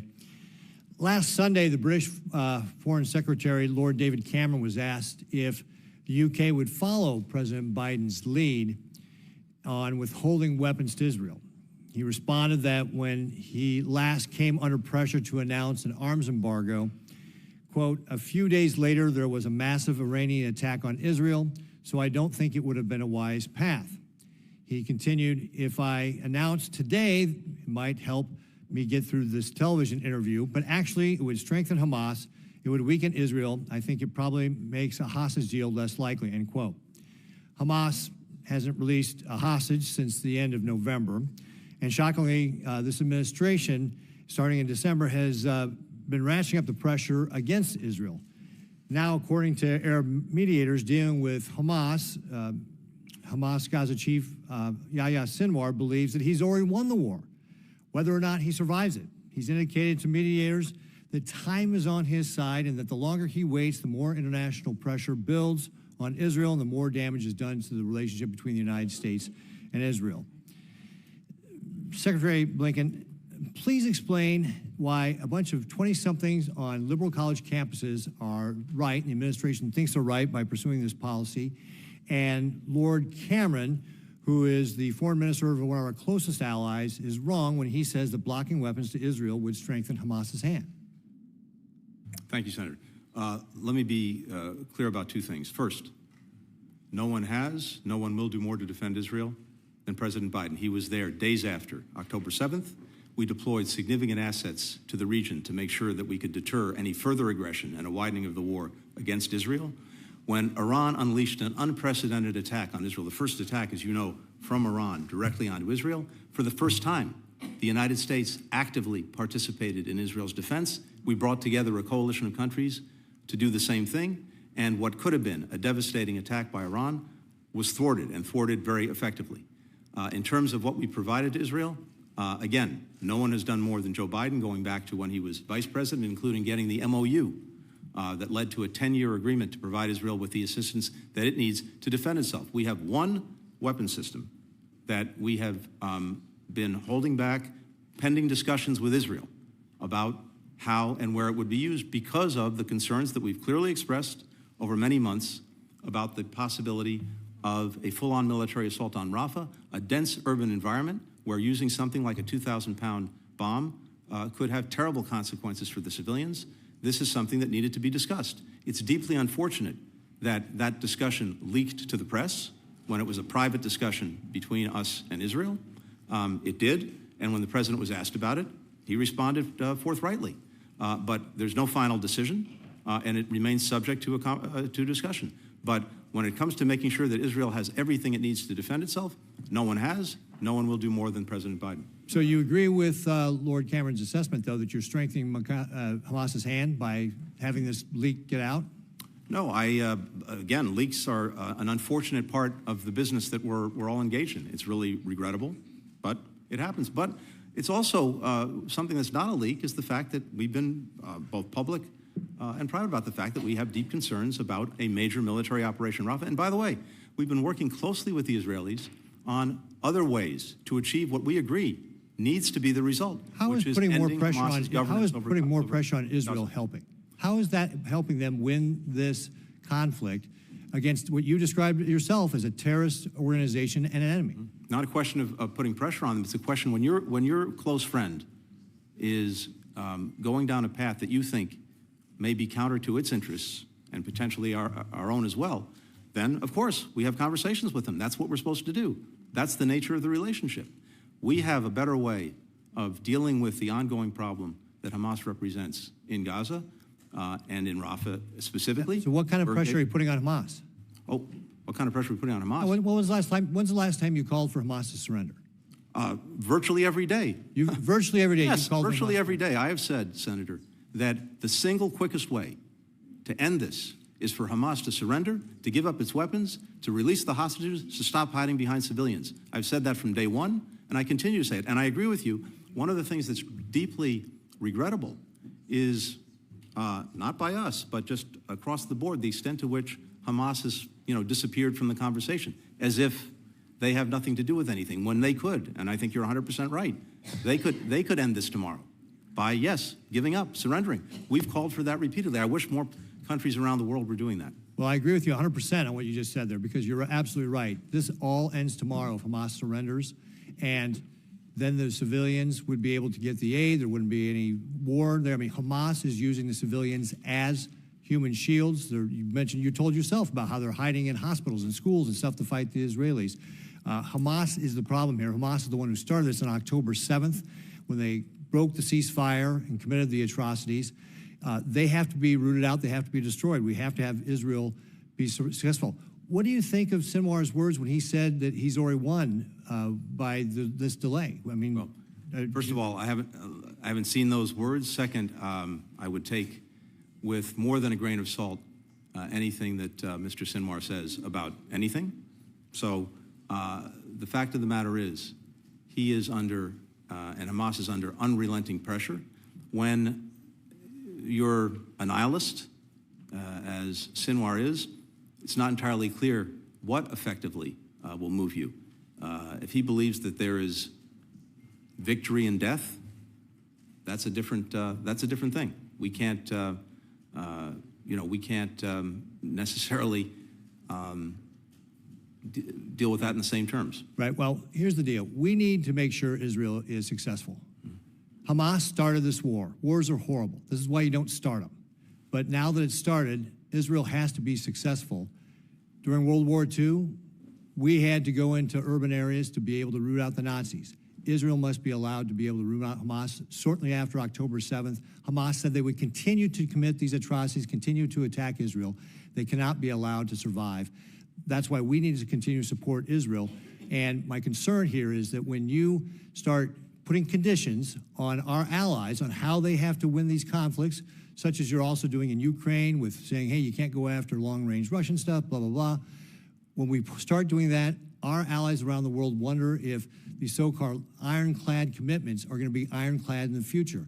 We've got to support our allies to win, and when we send mixed messages, then our allies start questioning our commitment, and that leads to a more dangerous world, Mr. Secretary. So we've got to continue to support Israel.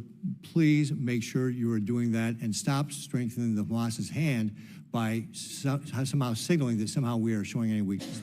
Thank you, Mr. Secretary. Thank you, Senator Ricketts. Secretary Blinken, thanks for your superb service and for being here today. I have three quick items, then I want to get back to Israel, Gaza on the humanitarian dimension.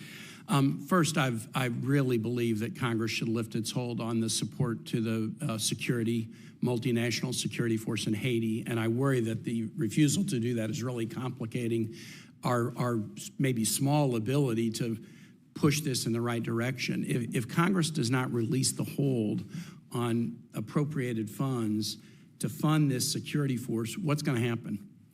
Well, if we don't have those funds available, then it's going to be very hard to move forward with the security force. And look, again, I understand and respect those who express concerns about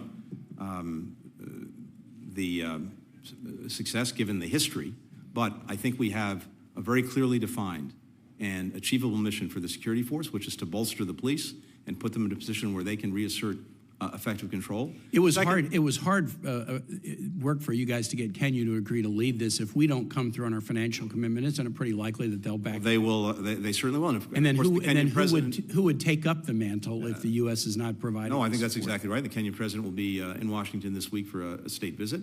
It would be good if we could fully deliver on our commitment. But second, I just say too, here's an instance where I know some people have concerns about the United States being the quote-unquote policeman of the world. Well. Here's a situation where Kenya and a number of other countries have stepped up and are willing to take this on, but they need support.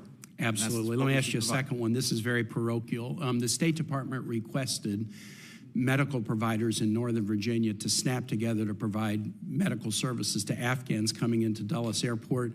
When Afghans came in the summer of 2021, they largely came into Dulles. 3 of the 8 resettlement sites were in Virginia, and we now have more Afghans than any other state from that initial wave, and we're proud of it. Our Afghans are doing great work. I've met some training to be shipbuilders. They worked with us in Kabul, and now they're training to be shipbuilders and help our industrial base. But the healthcare providers that responded to the State Department haven't been paid. They did all this medical service. It was about $630,000. It's not that big an amount. We've been asking over and over and over again that they be paid. We sent a letter to the State Department that was bicameral in January. Haven't gotten a response back. Will you work with me to make sure that these folks who jumped to attention when the State Department asked are treated fairly, so that if you ask, they may do it again? Happy to work with you on this. We have looked into this, and we have some further information that we can share with you. But the initial bottom line is that we had our procurement executive investigate this.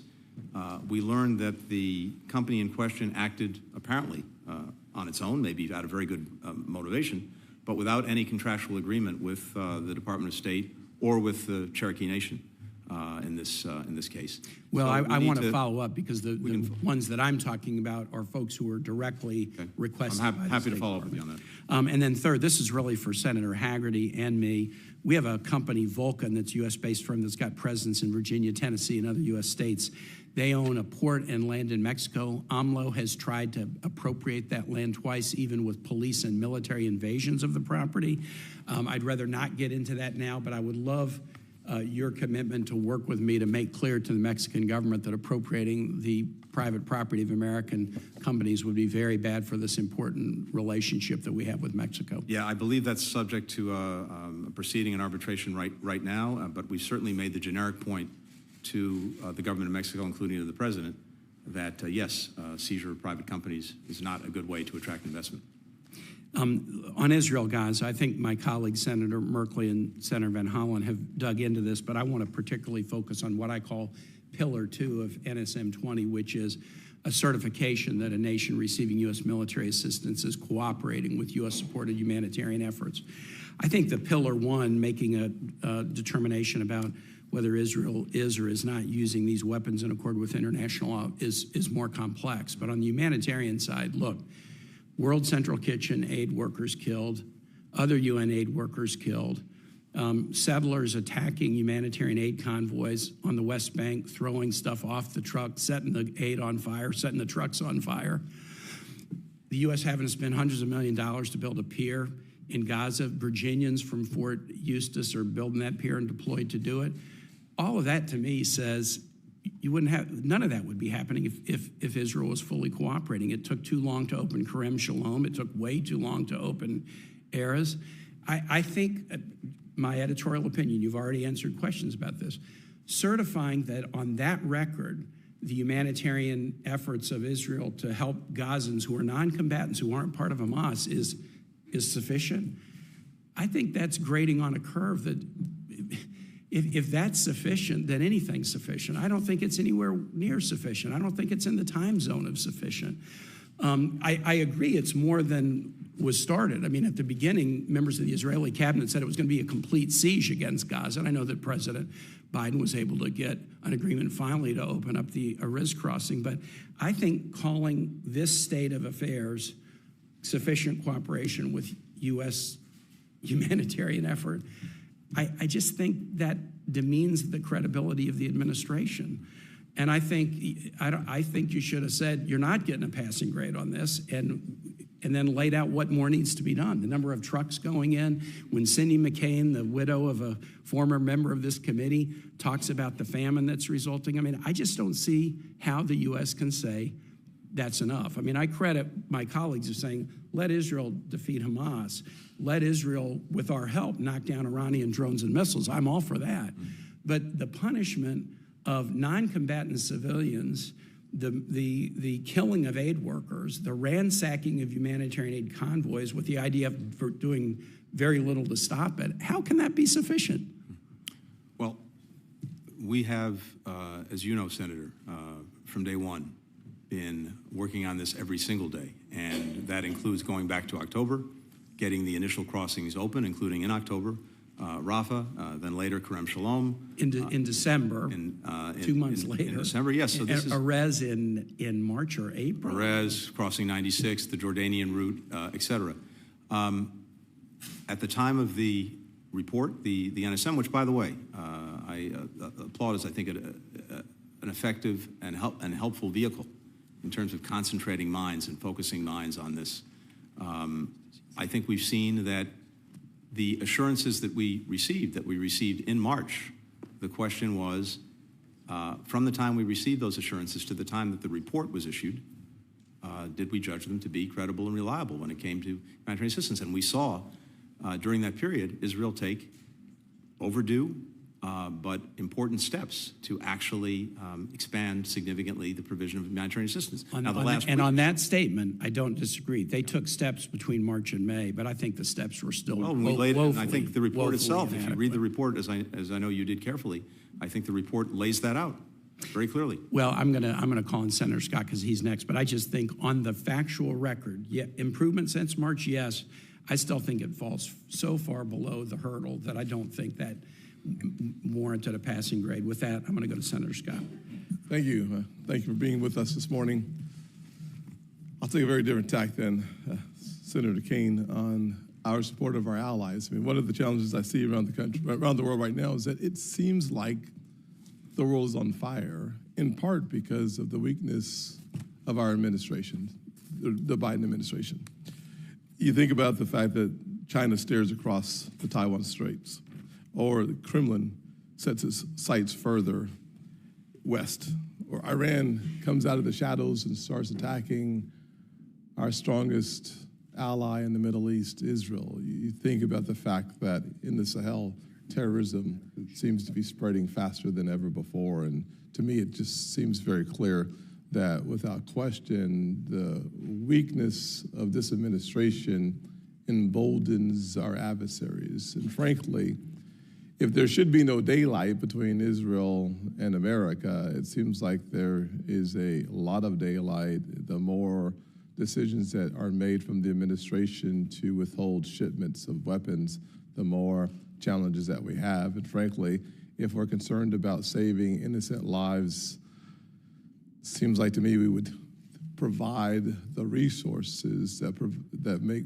dumb bombs smart by having the precision technology that has been held up on tarmacs and frankly in shipping the weapons. So I'd like to hear your thoughts on how it is in Israel's best interest and our relationship with Israel and that best interest that we hold back not just the shipments of the weapons, but the very precision technology that's necessary to turn these bombs into clearly better weapons and reduces casualties. Well, Senator, first and very quickly, it won't surprise you that I disagree with your overall judgment. I don't. What doesn't surprise me at all. You're right. When it comes to China and Taiwan, we brought countries around the world together to stand up for maintaining peace and stability across the Taiwan Strait, to make sure that China does not engage in any unilateral actions that change the status quo. And China is hearing that from country after country, in no small measure because of our own engagement, our own diplomacy. When it comes to Russia and Ukraine, we've rallied. Let's have a little just a dialogue on that. Here's one of the things I'd say in response to that. It's when you show weakness anywhere, it affects strength everywhere. When you have a botched Afghanistan challenge, when the president says that a small incursion in Ukraine might be acceptable, when he says to Putin that here's a list of areas not to cyber attack, the weakness in posture, I think, emboldens our adversaries. And so while you may be able to name some specific things that have been done, hopefully to reduce the impact, from my perspective, most of the world really respects strength, and that's about all they respect. They respect strength and they respect wisdom. And what I'm seeing and hearing around the world is that we're demonstrating both. We've made major investments in ourselves that have put us in very good standing around the world, particularly in the competition with China as well as with Russia in different ways. We've managed to rally 50 countries in Ukraine's defense, prevented Russia from erasing Ukraine from the map, making sure that it has what it needs to defend itself, to stand up and even push back the Russian aggression. When it comes to Iran, which you mentioned as well, and I mentioned this, I think maybe, Senator, before you were in the room, when Iran engaged in an unprecedented attack on Israel, the first time that Iran had directly attacked Israel, for the very first time, the United States actively participated with our military in the defense of Israel. That had never happened before. We rallied other countries to Israel's defense. We thwarted what could have been a devastating attack, and I think the message was very clearly received in Iran, throughout the region, and around the world. Let me ask you this question. Please. Part of the challenge that I see there is there's no doubt that the coalition that was available for the response, it was a strong one. I think part of that was because of the Abraham Accords, normalizing relationships in the Middle East was actually impactful. So I thought to myself, this is strong to see the countries coming together in a coalition in defense. However, part of the challenge, of course, is that on October the 7th, the first thoughts that come out of the administration before they deleted it was to tell Israel to pause, is a challenge. The second thing is that you don't have to have a coalition defending Israel if there are no attacks from Iran. And so the fact of the matter is that the more we strengthen and embolden Iran by eliminating any of the hurdles being the sanctions, allowing their oil to flow easier, the November decision to provide $10 billion, the August decision to provide $6 billion. The fact of the matter is that the 35% of the Iranian economy is driven by sale of energy. So the fact is that when we open that up, we're actually strengthening our adversary, not making them weaker. In fact, Senator, not a single sanction has been lifted on Iran, and in fact, we've imposed sanctions. Relaxing on more than 500 Iranian individuals and entities. No. We haven't lifted a single sanction. Well, I would say talk to Secretary Yellen about the conversation that we've had and that continues to be had about the fact that we're making it easier for Iran to sell their oil, which only increases their revenue, which then is used 90% of it to attack our allies. Well, in the case of the $6 billion that you referenced, yes. Iran has not accessed any of that. That was a channel that was established by the previous administration to find a secure way. You're a really intelligent guy. You're a really intelligent guy. The fact of the matter is that we all know that money is fungible. So let's not pretend that we don't know that. So you put a credit on a balance sheet. The bottom line is you should expect that credit to be used in any form or fashion that they decide to do so. So do you think our not having the IAEA Board of Governors censure Iran was a good thing or not? It depends entirely on what we're trying to achieve and the best way to achieve it. More than unfortunately, one of the worst decisions made was to get out of the Iran nuclear agreement, which had put Iran's nuclear program in a box. Now we're dealing with a situation where the restraints that were imposed on Iran by that agreement gone away, and Iran has been proceeding whole hog toward developing the fissile material that it needs to produce nuclear weapons on very short order. We had breakout time pushed back beyond a year. Breakout time is now 2 to 3 weeks. So one of the critical things is, and we've lost access that we've had, one of the critical things is to make sure that the IAEA has the chairman would access it needs. Allow a response. Absolutely. Thank you very much. And whether and what the most effective way at the IAEA is to get the access it has, and also to ensure that Iran is moving back on the steps that it's taken to enrich its material. I'll just say this, that anyone who thinks that having a nuclear Iran is going to make them more peace-filled is ridiculous, number one. Number two, to suggest that somehow the JCPOA was the contract that stopped Iran from doing anything. In the midst of the JCPOA, they were already testing ballistic missiles. They had breached the JCPOA so many times that it was remarkable that we would even have a conversation about bringing that back into the conversation. For us to have a conversation about the JCPOA and how bad it was, sure. To have a conversation about its effectiveness, let's look at where we were and where we are as a result of getting out of the JCPOA. Here's Thank you very much, Mr. Chairman. I appreciate the chance. Mr. Secretary, welcome. I look forward to our hearing later today on the budget for the State Department. And I just was going to speak to one thing first before I move to some substantive questions. It's been posited that the world's on fire because of weakness. And I'm simply going to assert that the greatest strength that you and our president have shown is in building our alliances in the Indo-Pacific, the Quad, AUKUS, a strengthened and renewed partnership between Japan, Korea, and the United States. Really remarkable successes in stabilizing and strengthening the Indo-Pacific through alliances. In the response to Russia's aggression in Ukraine, an incredible global alliance of 50 different countries coming to Ukraine's defense, providing financing, imposing and enforcing sanctions. Really remarkable. And in the defense of Israel against 300 missiles and drones fired by Iran, Saudi Arabia, Jordan, the UK, France would not have joined us in the defense of Israel but for President Biden's leadership. So I'm just simply going to assert that. Can I ask you whether it in any way weakens us to have country after country, year after year, have no ambassador confirmed by the Senate?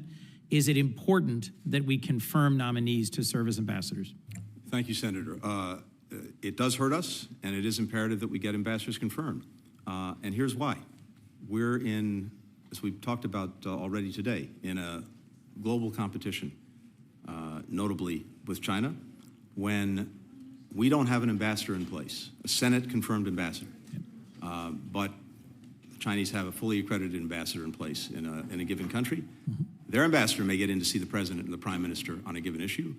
Ours, no matter how good our charge may be, may not. And that puts us right there, just in that one example, at a competitive disadvantage. As you know well, economic competition with China and with other actors is a key priority for this administration and for many of us. I recently had a chance to go to Angola and to see the impact of the Lobedo corridor. I'll soon be traveling to the Philippines and get a chance to see the Luzon corridor How important is it that we utilize new tools like the Development Finance Corporation and leverage multilateral resources to give our partners the opportunity to have more transparent, more sustainable, higher quality investment opportunities for key infrastructure? Look, it's vital that we provide a better choice, and we do that by doing a few things. Using all the tools of government to be able to leverage private sector investment, because our comparative advantage is bringing the private sector to these projects. We're never going to outcompete China or anyone else on state dollars, dollar to dollar. That's not how we do things. But we can use these instruments to facilitate the private sector playing lead role. And yes, it's to marshal the resources of other countries in a coordinated way so that together we can have a greater impact and have a better offer. Exactly. And we do it in a way that becomes a race to the top, whether it's dealing with corruption, environmental standards, worker rights, making sure countries don't get loaded down with debt. All of those things are part of the offer that we bring to this. And I know that when we're able to make that offer, there's no question the countries around the world prefer to work with us. This week, President Ruto of Kenya is here for an important state visit. He'll have a chance to meet with some congressional leaders, to obviously meet with our president. You are hosting him at the State Department. The U.S. Chamber of Commerce is having, I think, a very positive meeting with the Secretary of Commerce. We have a very talented ambassador there who comes out of the private sector and has applied a lot of her insights and talents. This is just another reminder that we need to show up. We need to have confirmed ambassadors. We need to have robust and innovative financing tools. Kenya has really suffered through massive floods, record drought, and locusts. And one of the things I'm concerned about is food security and how food insecurity leads to instability. Because hungry people move, and hungry people engage in conflict, and hungry people, more than anything, suffer. And as Cindy McCain at the World Food Program and others have recently said publicly, 330 million people globally are food insecure, and something like 800 million people will go to bed tonight. Senator Graham and I have introduced a bill to create the Foundation for Food Security that would use blended finance tools, risk insurance, first loss guarantees to help catalyze programs that many of us worked together for many years, like Feed the Future, to have more of a transformational impact on national agricultural systems. Do you think this is a wise and appropriate investment? I do, and obviously I need to look more at the specifics of the bill, but the basic idea, the basic approach, I think is a very good one, because it's exactly as you just said. It's having that transformational impact. Look, we're the lead provider of emergency food assistance to people around the world. We're overwhelmingly the #1 funder of the World Food Program. We provide about 1/3 of its budget. I hear tremendous gratitude around the world for the work the United States does on an emergency basis. But what I hear even more than that is a desire for the investments to be made that have a transformational impact so that countries have the productive capacity to effectively feed themselves and feed others. And so I think doing that, bringing public-private together in a focused way, can make a big difference. I'll add one very quick thing. Feed the Future that USAID runs is one of the most important programs that we have in the government. It's making a difference in lives around the world. We've added to it something called the Vision for Adopted Crops and Soil, because one thing that we've understood, if you have nutritious and resilient seeds that can resist the ravages of climate change, extreme weather, et cetera, and we have them, we know what they are, we know how to make them, and you have the abilities we now do to actually monitor the quality of soil anywhere, and to remediate where it's necessary, you put those two things together, and that's the foundation for sustainable productive capacity. So part of our budget is to make sure that that program, starting in Africa, but now also in our own hemisphere, including in Guatemala, is appropriately resourced. I look forward to talking with you further this afternoon about how we could sustain Carrie Fowler's work and how we can continue to fund innovation and sustain the work of our diplomats and development professionals around the world. Thank you, Mr. Secretary. Thank you. Senator Barrasso. Thank you, Mr. Chairman. Mr. Secretary, welcome. You know, yesterday the State Department issued a statement mourning the death of the Iranian president. Now, I assume as Secretary you share that sentiment? We expressed official condolences, as we've done when countries, adversaries, enemies or not, have lost leaders.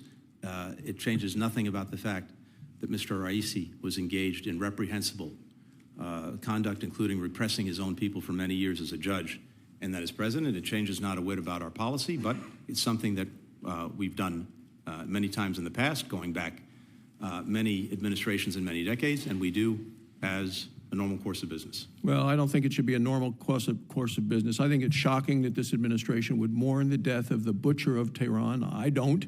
He's responsible for death, rape, torture, a sworn enemy of the free world. So I think it's a terrible mistake, Mr. Secretary. I want to move on to another issue in terms of some of the evacuations and retreats that are happening around the world. Since the deadly withdrawal from Afghanistan in August of 2021, the administration has urgently evacuated Americans at several embassies across the globe. I hadn't expected to hear about this in Wyoming, but I heard about it again in Wyoming just this past weekend. Whether it's in Burma, Belarus, Sudan, Haiti, there seems to be a dangerous growing trend of the U.S. in retreat. The United States has been forced to draw down, evacuate, and close numerous diplomatic posts. It used to be rare to see images of U.S. troops flying to the rescue to evacuate our embassies, but it's becoming a more common sight under this administration. 2023, U.S. troops and 3 helicopters airlifted 70 American employees from Sudan. 2024, in Haiti, U.S. military airlifted over 30 stranded Americans. It appears the administration has become the administration of evacuations. During your leadership as Secretary of State, how many embassies have we had to close or evacuate? Senator, we are operating and living in a very dangerous world. We have Americans all over the world. We have embassies all over the world. It's important that wherever we can, we be represented and our diplomacy is able to move forward, as has been the case many times in the past, whether it was in Venezuela in 2019, whether it was in Yemen in 2015, in Libya in 2014, in Syria in 2012, in Libya again in 2011, in Lebanon in 2006. I could go down the list. Sometimes you run into crises where either an embassy has to shut down for some period of time, or you have Americans who are in harm's way. And in the past, we have, as a country, not often engaged in the evacuation of Americans, but we see it as our responsibility when Americans are in harm's way to try to do that. In the instances that you've cited, that's exactly what we did. You have a crisis, you have some kind of situation that runs the risk of putting at harm either our own embassy employees or Americans who may be there. We're going to make sure that job number one is protecting our people. Do you see a unifying underlying factor for this terrible trend, and how are you addressing that? I don't. I think each of these situations is distinct. And what I do see is a country that over the last 3 years has renewed its alliances, has revitalized its alliances, has created new ones, so that whether it's with our core allies in Europe, in Asia, or beyond, we don't have to face these situations alone. And I see American leadership that has brought these alliances and partnerships together in ways that were not the case in recent history. And that is a great source of strength for us as we have to deal with a very challenging world. So the administration is following the withdrawal from Afghanistan, left behind weapons, ammunition, and equipment that ultimately armed the Taliban. Now we've announced a withdrawal from Niger. State Department efforts to reestablish relations and engage in diplomacy there have failed. The government there is demanding that we leave. Our nation is withdrawing 1,000 troops from 2 air bases where we conducted important counterterrorism missions for decades. Media reports already indicate that Russian troops have already been deployed to these air bases where American soldiers are located. Do you know how much American taxpayer money has the United States spent on building these bases and training the military there? We've seen, as you know, Senator, in the case of Niger, a coup that took place. We sought to find a mutually acceptable way to keep our forces there so that they could pursue the counterterrorism mission that they were engaged in. We couldn't reach such an agreement with the current government in Niger, and so we are, pursuant to conversations with them, pulling back our forces. If they're not wanted there, then they won't be there. We will make, as we have, other arrangements in other places to make sure that we can conduct the necessary missions to ensure our security. Do you not see risk, though, of the American taxpayer-funded bases ultimately ending up in the hands of the Russians? And now we're seeing the Russia's, Wagner mercenary group providing military training and support, Burkina Faso, Mali, and in addition to where you mentioned. How are we countering Russia's newly created foothold in Africa? Well, there's two things. One, of course, is the military element to this, and of course I defer to the Pentagon on the specifics of that, including what they pull out as any forces leave. But second, I think we know that unless you have a comprehensive approach that works to try to shore up these countries economically, democratically, socially, the military piece is necessary, but it's insufficient. And we have, thanks to the work of Congress, in countries adjacent to the Sahel, the Global Fragility Act, which gives us 10-year plans to help countries get on their feet in a sustainable way. And that creates partnerships that allow us to sustain, as necessary, a military presence. But you have very fragile countries in the Sahel.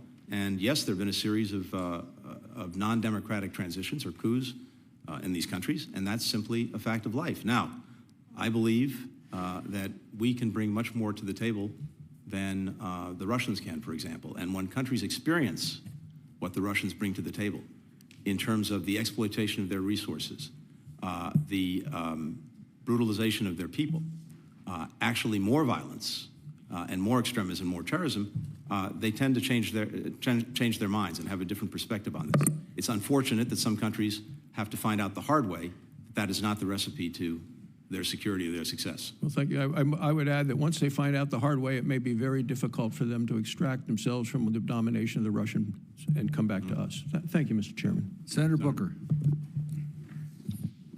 Thank you very much, Mr. Chairman. Mr. Secretary, thank you very much for being with us today. I've appreciated your commentary on everything from the situation in Gaza to the situation in Haiti. I want to pick up where Senator Barrasso did on issues regarding Africa. I've been traveling across the continent, and the thing that always affects me is the enormity of the potential. And I know we're dealing with the crises of today. The truth of the matter is, by 2050, as you know, 1 out of every 4 human beings on the planet will be on the African continent. 1 out of every 3 working age humans will be on the African continent.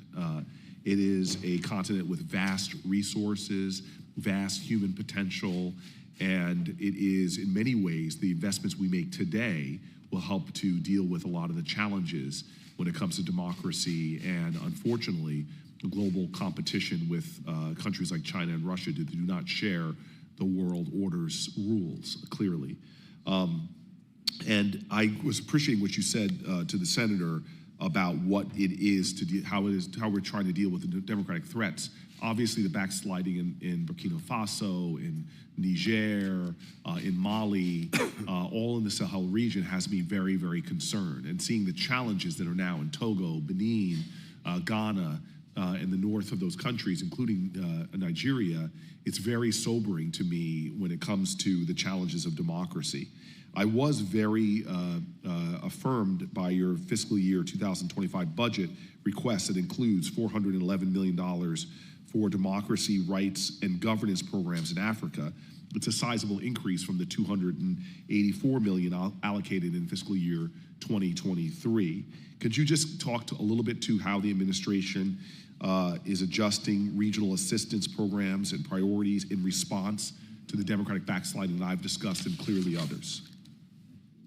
Thank you very much. And look, exactly as you've said, Senator, and as I know you've been deeply engaged on, we see the extraordinary positive potential in Africa, not just the challenges of the moment. And for us, when we have a continent that's going to have 1 out of every 4 people on Earth on that continent, when we see the fastest growing populations on Earth, before COVID, actually, the fastest growing economies, as you know, we want to make sure that we are supporting that positive evolution, and particularly making sure that young people with growing populations have positive outlets and positive opportunities. But you're right, we also see this democratic backsliding, particularly in the Sahel, and that's where we've had these recent coups. So we have to be, and our budget reflects this, committed to longer-term stability, opportunity, human development, making the investments in health and education, in economic empowerment, in democratic governance, in these countries. We're working to do that. Obviously, in the countries that have been on the receiving end of coups, there's some limits that we have to abide by when it comes to the assistance we can continue to provide, but we're trying to make sure that when it comes to what's vital, we're providing it. But then on democracy more broadly, we just came from our third Summit for Democracy that Korea hosted, and this was not exclusive to Africa, but I think there's a very positive, affirmative agenda for the kinds of things that we can do and are doing to try to shore up democratic governance, to try to shore up the institutions, to try to combat corruption, which saps at... Absolutely, and I'm encouraged by that, the focus on corruption. A lot of people are focusing just on elections. It seems that the administration is making such a significant investment in anti-corruption efforts, as well as other things that make for a vibrant democracy, and I'm grateful for that. I just want to, obviously, as you can imagine, talk about Sudan. It was perhaps one of the most... the enormity of what I saw when I was at the Chad-Sudan border is like nothing I've seen before, and I've traveled to refugee camps from the Syrian-Jordanian border to even the camps at the border in Mexico right now, but I've just never seen a scale of human suffering like that. I'm grateful for Tom Perriello and the president's appointment of a special envoy.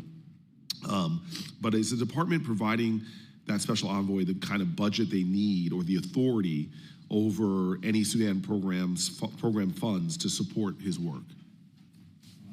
The short answer is I believe we are, and Tom Perriello has done an extraordinary job getting out of the gate fast and moving to do what we can to tackle this crisis. I agree with you. I think, unfortunately, it's something that's not gotten the visibility that that it deserves, given the amount of suffering that's going on. You've got 8.5 million displaced people. You have 18 million people in desperate need of food aid. And of course, you have the violence and atrocities that are being committed by both sides against innocent civilians. So, Senior Envoy Perriello is fully authorized and, by the way, reports directly to me and works in close collaboration with our Assistant Secretary for Africa to work to press for an end to the war, to make sure that we have unhindered access for humanitarian assistance, to stop the violence, to try to get a return to the democratic transition, to get a unified civilian approach to this. We think the best vehicle for trying to move forward on that is through the Jeddah process or Jeddah negotiations. And getting all the players. And getting everyone around the table. Same table. Exactly. I want to just jump in with my final minute. First of all, thank you for your comments on the ICC recent actions. I think you called it wrong-headed. I would completely agree with the administration's comments on it. It seems to violate common sense that you have a negotiation going on. It could really undermine the resolution of this when you have a terrorist leader like Sinwar being put in, it's sort of equating them to a leader, a duly elected leader who actually has regular elections, but more importantly, we know that Sinwar is doing everything he can to isolate Israel, to put themselves on the same footing. The jurisdictional issues, the challenges we have right now with trying to bring this conflict to a resolution, it seems stunning to me that they would take this action. I want to just, though, ask you is how is the Biden administration working with Israeli, Egyptian, and humanitarian counterparts to implement a deconfliction mechanism to protect humanitarian workers and civilians, even if or when a ceasefire is reached, without really a mechanism the suffering is going to continue. We need a humanitarian assistance at a large scale. One of the biggest concerns any caring American should have right now is the scale of the humanitarian crisis going on in Gaza. This is not counter to dealing with Hamas, but it is urgent right now at levels that have been mentioned by some of my colleagues, or just the scale of the human suffering there is stunning. The lack of medical provisions, the lack of food. And so there has to be a more coordinated effort amongst the administration to work with Israel, Egypt, and other humanitarian counterparts to make sure that, ceasefire or not, we have the mechanisms to get aid there. I would ask that you give a brief response. Simply put, there is, Senator, an intensely coordinated effort to work to do just that. And we have a senior envoy. It had been Ambassador David Satterfield. Now it's Lise Grande, deeply experienced in these matters, working this every single day. to do three things. To make sure that we have the aid that is getting in and the appropriate crossings, land, sea, air, to get it in. Second, to make sure that once it gets in, it's effectively distributed to the places and people who need it. And third, and related to that, having effective deconfliction so that the humanitarians who have to move things around aren't endangered as we've seen. And there, I think progress has been made on having this deconfliction and coordination at a sort of 10,000-foot level, but where we continue to have problems is at the tactical or unit level. That is, individual military units that have not adequately gotten the instructions that they need to have a convoy go through. So we're working intensely to get clear, protected corridors, clear times where there's no doubt, no ambiguity about people moving humanitarian assistance to the people who need it, among other things, as well as better real-time communications between those who are providing the assistance and those who are on the ground engaged in combat. Senator Young. Mr. Secretary, it's great to have you before the committee. I recognize that there are many pressing concerns that require your attention, your time these days. At the same time, I believe that we have the wherewithal, we have the resources to pursue our national interests globally, including in Burma, and that's what I'd like to ask you about. It's been concerning to read and hear reports of bureaucratic delays to American support to opponents of the junta in Burma, support authorized and, in fact, required by Congress in the Burma Act. Secretary Blinken, you have broad authority and sufficient funds, by my reckoning, to distribute non-lethal aid to armed groups and to Burmese society. Items like drones and communications equipment, for example, that could save countless innocent lives. Why has this aid not been fully allocated and dispersed? Senator, I'd welcome sort of coming back to you on that in detail because I'm not aware of particular delays. Certainly our intent and my intent is to make sure that we're taking advantage of the Act and taking advantage of it in a way that allows us to robustly support both the Democratic opposition and ethnic groups, to bring them together in a unified program, to provide them the assistance that they need and the support that they need, even as we're putting pressure on the regime through sanctions. So if there's specific things, I welcome learning them and working with you on that. Okay. And I'm grateful for that. I will take you up on that, myself, my team, and we'll stay in touch with the committee more broadly. One concern I have is that the department has perhaps made a legal determination that because some non-lethal assistance could conceivably be considered dual use, it couldn't be provided. I would want to know if that were indeed the case, how we'd square that with the enormous military assistance that Russia and China have been giving the junta.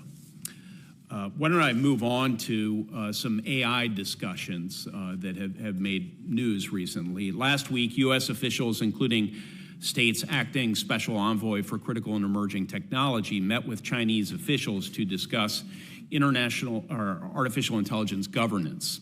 Where do you see China's goals for AI governance differing from our own, and how are we confronting the difference in our diplomacy? So when it comes to AI and when it comes to China and AI, a couple of things worth citing. First, as you may have noted, we got the first resolution through the UN General Assembly with wide support, including even China, on questions of AI governance, and in particular, the importance of trying to use AI to advance sustainable development goals to meet the needs of people around the world. And in that, certain basic principles about how AI should be used that very much reflect our views. And to the extent that we can get other countries signed on to those principles to maximize the benefits, minimize any of the potential harms of AI, that's a good thing. We've also gotten strong support around the world on how to think about the use of AI in autonomous weapons. I think those are very important guidelines that hopefully countries will be bound by, including China. And then more specifically, Senator, on China, we thought it's important, irrespective of our profound differences across the board, to at least be talking about how we each respectively see AI, particularly when it comes to questions of safety and security, because we know the extent to which this can be used for grievous ill, not just for benefit. And so this is a good way of at least getting a better understanding of how China is looking at this and sees this, sharing the way that we see it, and seeing if, as you know, in the past, we've had, when it came, for example, to arms control with during the Cold War, maybe there are avenues for getting agreements on use and not misuse of artificial intelligence. But right now, this is just a very broad conversation about how we respectively see AI and its development. Yeah. I'll just state and then move on with an additional question or two.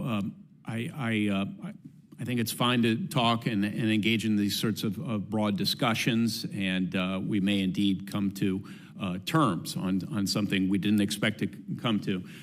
I think it's equally as important to work with our closest allies and partners to see how we can harmonize our existing standards or evolving standards, and then since we share certain core values, that will give us leverage at the negotiating table. You're 100% right, and that is what we've done. We've been working through the G7 in particular to try to move out on basic principles and hopefully build out from there.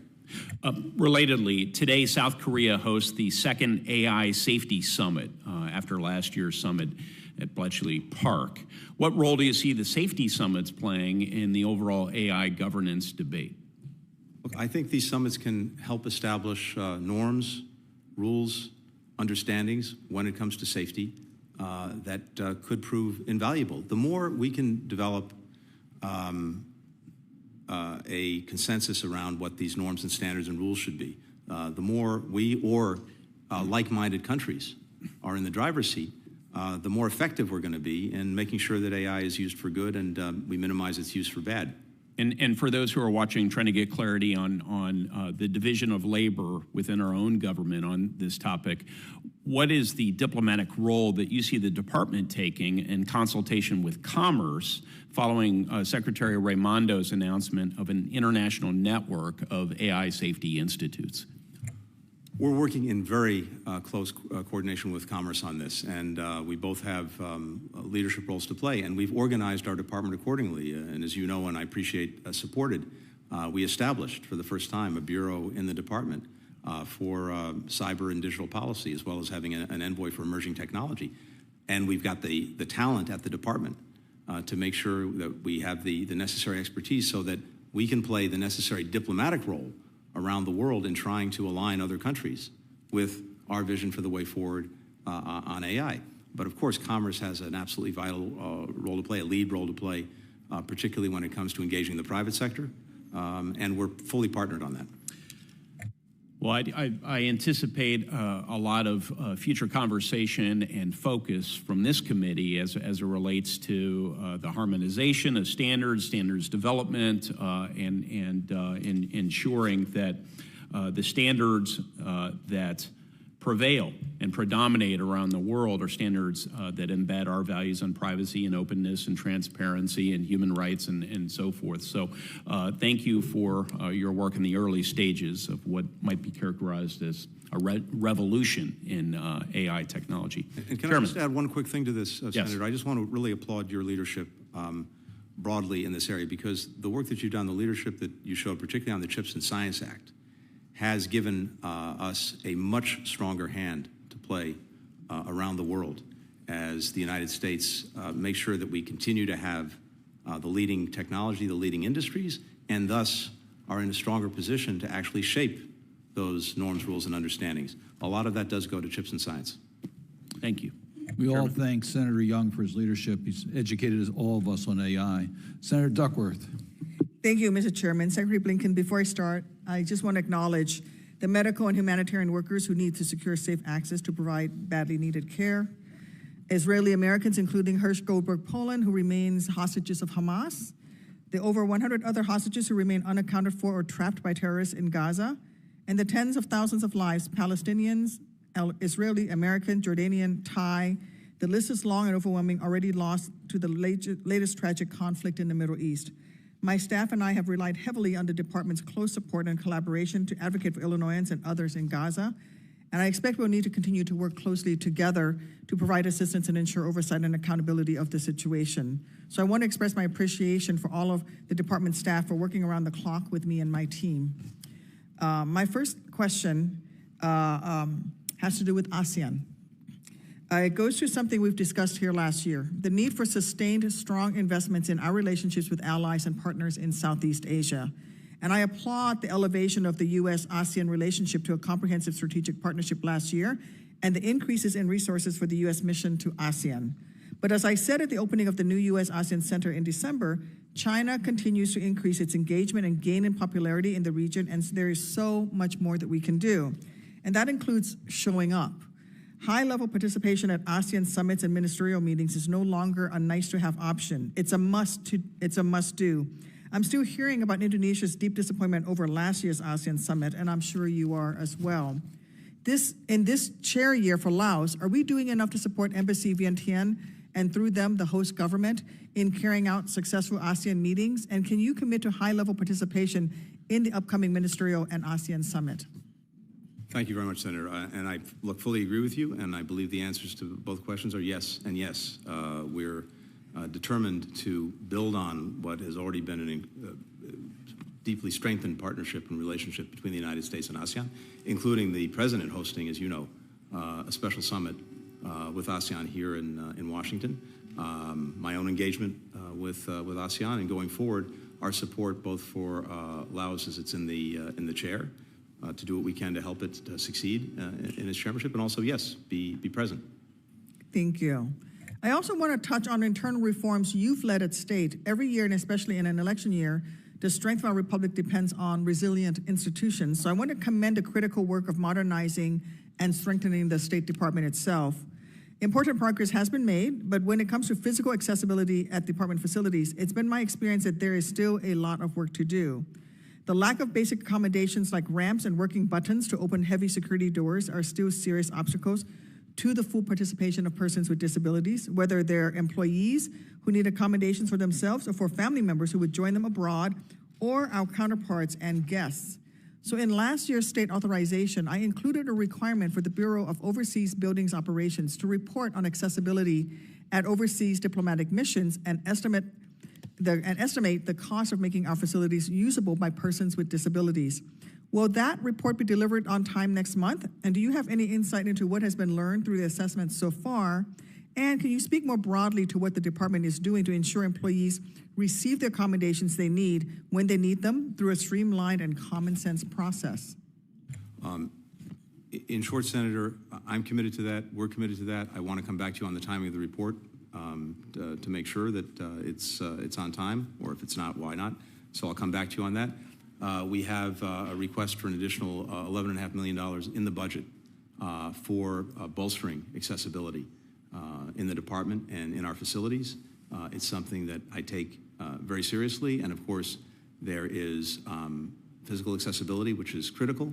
We're also doubling down on efforts with technology to make sure that we have the right technology in the right hands. I think we've made real progress on that, but as always, more can and should be done. Thank you. Mr. Secretary, staffing and retention continue to be challenges, so I'd like to use the rest of my time to speak in more detail about that, including what you've done to address the perennial challenge of employment for foreign service employees. Last year, late last year, I helped introduce the Readiness Act to support federal employees who are relocating to join their spouse on an official assignment. It would require federal government agencies to make the maximum effort to retain them by simply allowing telework or transfer, or as a last resort, a period of leave without pay status. Would you say that current policies at state support this type of common sense flexibility so that a civil servant isn't needlessly faced with a choice of either stay with their family on an overseas deployment when the spouse is being sent to represent our nation overseas, or keep their job and continue their public service career? We're very much working in that direction, and I think we've made progress. Again, still more to do. We also have the Family Service, the Foreign Service Families Act, that we're working to implement to create greater flexibilities, greater opportunities for family members. We have more and more people who are now serving as eligible family members. We have greater flexibilities for people to make sure that they are able to continue their employment as a spouse or partner when they're overseas.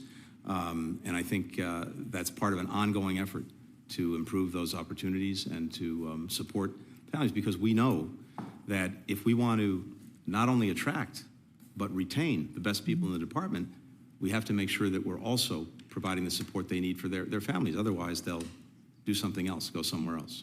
Thank you. Can you speak to the importance of being able to pay competitive rates to local nationals who work at the embassies? I've heard this at many of our embassies as I've traveled, and it's not limited to a particular region. I heard it in Europe. I've heard it in Asia, where it is often very hard to maintain quality local staff because they can't be paid at a rate that is competitive, and even though they want to stay with us and they're very loyal. Can you speak to the challenges in your budget? Yes, that's correct, and I think it's important to start with this. Literally the heart of our enterprise, the State Department, are locally employed staff. About 2/3 of the State Department employees are locally engaged staff. Our embassies can't function without them. And not only do they fill vital functions in the embassies, they're also the most extraordinary connectivity between our embassies and the countries in which we're engaged. In so many countries, the local staff has borne the brunt of global inflation and trying to keep pace with that in countries around the world that are not doing as well as the United States has been a challenge. And you're right, it's in many regions. It's not in any one place. We've taken steps to address this. First, for a number of people, to try to deal with the impact of that, and then just coming out of COVID, which was so devastating for so many, one-time increases in their compensation. Second, we've looked at the way we assess compensation, and we've tried to bring in more criteria so that we better take into account what the actual cost of living is in a given country, not simply a sort of equation to someone in a similarly situated job. So that's now coming into effect. We have worked to budget in, including in this budget, a guaranteed 2% increase every year so people can see that they will have sustained support. And of course, there are other one-time measures that we're looking at to help people. But the bottom line is we have to do this. We need to do this if we're going to sustain our missions, and the budget reflects that. Thank you. Thank you, Mr. Chairman. Senator Cruz. Thank you, Mr. Chairman. Senator. Mr. Secretary, you have presided over the worst foreign policy disaster of modern times. When Joe Biden became president, he inherited peace and prosperity in the world. We now have two simultaneous wars waging, the worst war in Europe since World War II and the worst war in the Middle East in 50 years. Both, I believe, were caused by this administration's consistent weakness. And indeed, your foreign policy is precisely backwards from what a rational American foreign policy should be. To our friends and allies, this administration has consistently undermined, weakened, and attacked them. And to our enemies, this administration has shown constant appeasement and indeed has flowed billions of dollars to the enemies of America who want to kill us. Senator Barrasso asked you about Ibrahim Raisi. Your State Department put out a statement sending condolences for his death. Mr. Secretary, is the world better today now that Raisi is dead? Given the horrible acts that he engaged in both as a judge and as president, to the extent he can no longer engage in them, yes, the Iranian people are probably better off. You didn't say that in your statement, did you? I believe that we did. And certainly our spokesperson... Today, the United Nations is flying their flag at half-staff to mourn the death. Would you agree that it is utterly disgraceful for the United Nations to be mourning the death of the butcher of Tehran? We're certainly not mourning his death. As I said, we expressed... Would you agree it's disgraceful for the UN to be? I'll look at what they've done. We certainly would not do that. What they've done is flown the flag at half-staff. Is that disgraceful? We wouldn't do that, and we would certainly find that... And I would note that's the absence of American leadership. All right, let's shift. The Washington Post on May 11th wrote an article. I'm going to read the opening paragraph. The Biden administration, working urgently to stave off a full-scale Israeli invasion of Rafah, is offering Israel valuable assistance in an effort to persuade it to hold back, including sensitive intelligence to help the Israeli military pinpoint the location of Hamas leaders and find the group's hidden tunnels, according to 4 people familiar with the U.S. offers. Is that paragraph accurate? Exactly the opposite. First of all, no one has done more to defend Israel than Joe Biden. Is that paragraph let me finish, if I may, please. He was there right after. I'm not interested in a campaign speech. I have limited time. Is the paragraph in the Washington Post accurate? As you read it, no. To the contrary, we're providing everything we possibly can to Israel to help them find. So the 4 sources that briefed the Post, and by the way, briefed multiple other media outlets, they were lying? Absolutely. So, all right, so that, did the administration offer to provide the locations of senior Hamas leaders to Israel if they didn't invade Rafah? That's, again, totally misleading and wrong. Here's what we've said, and here's what we're doing.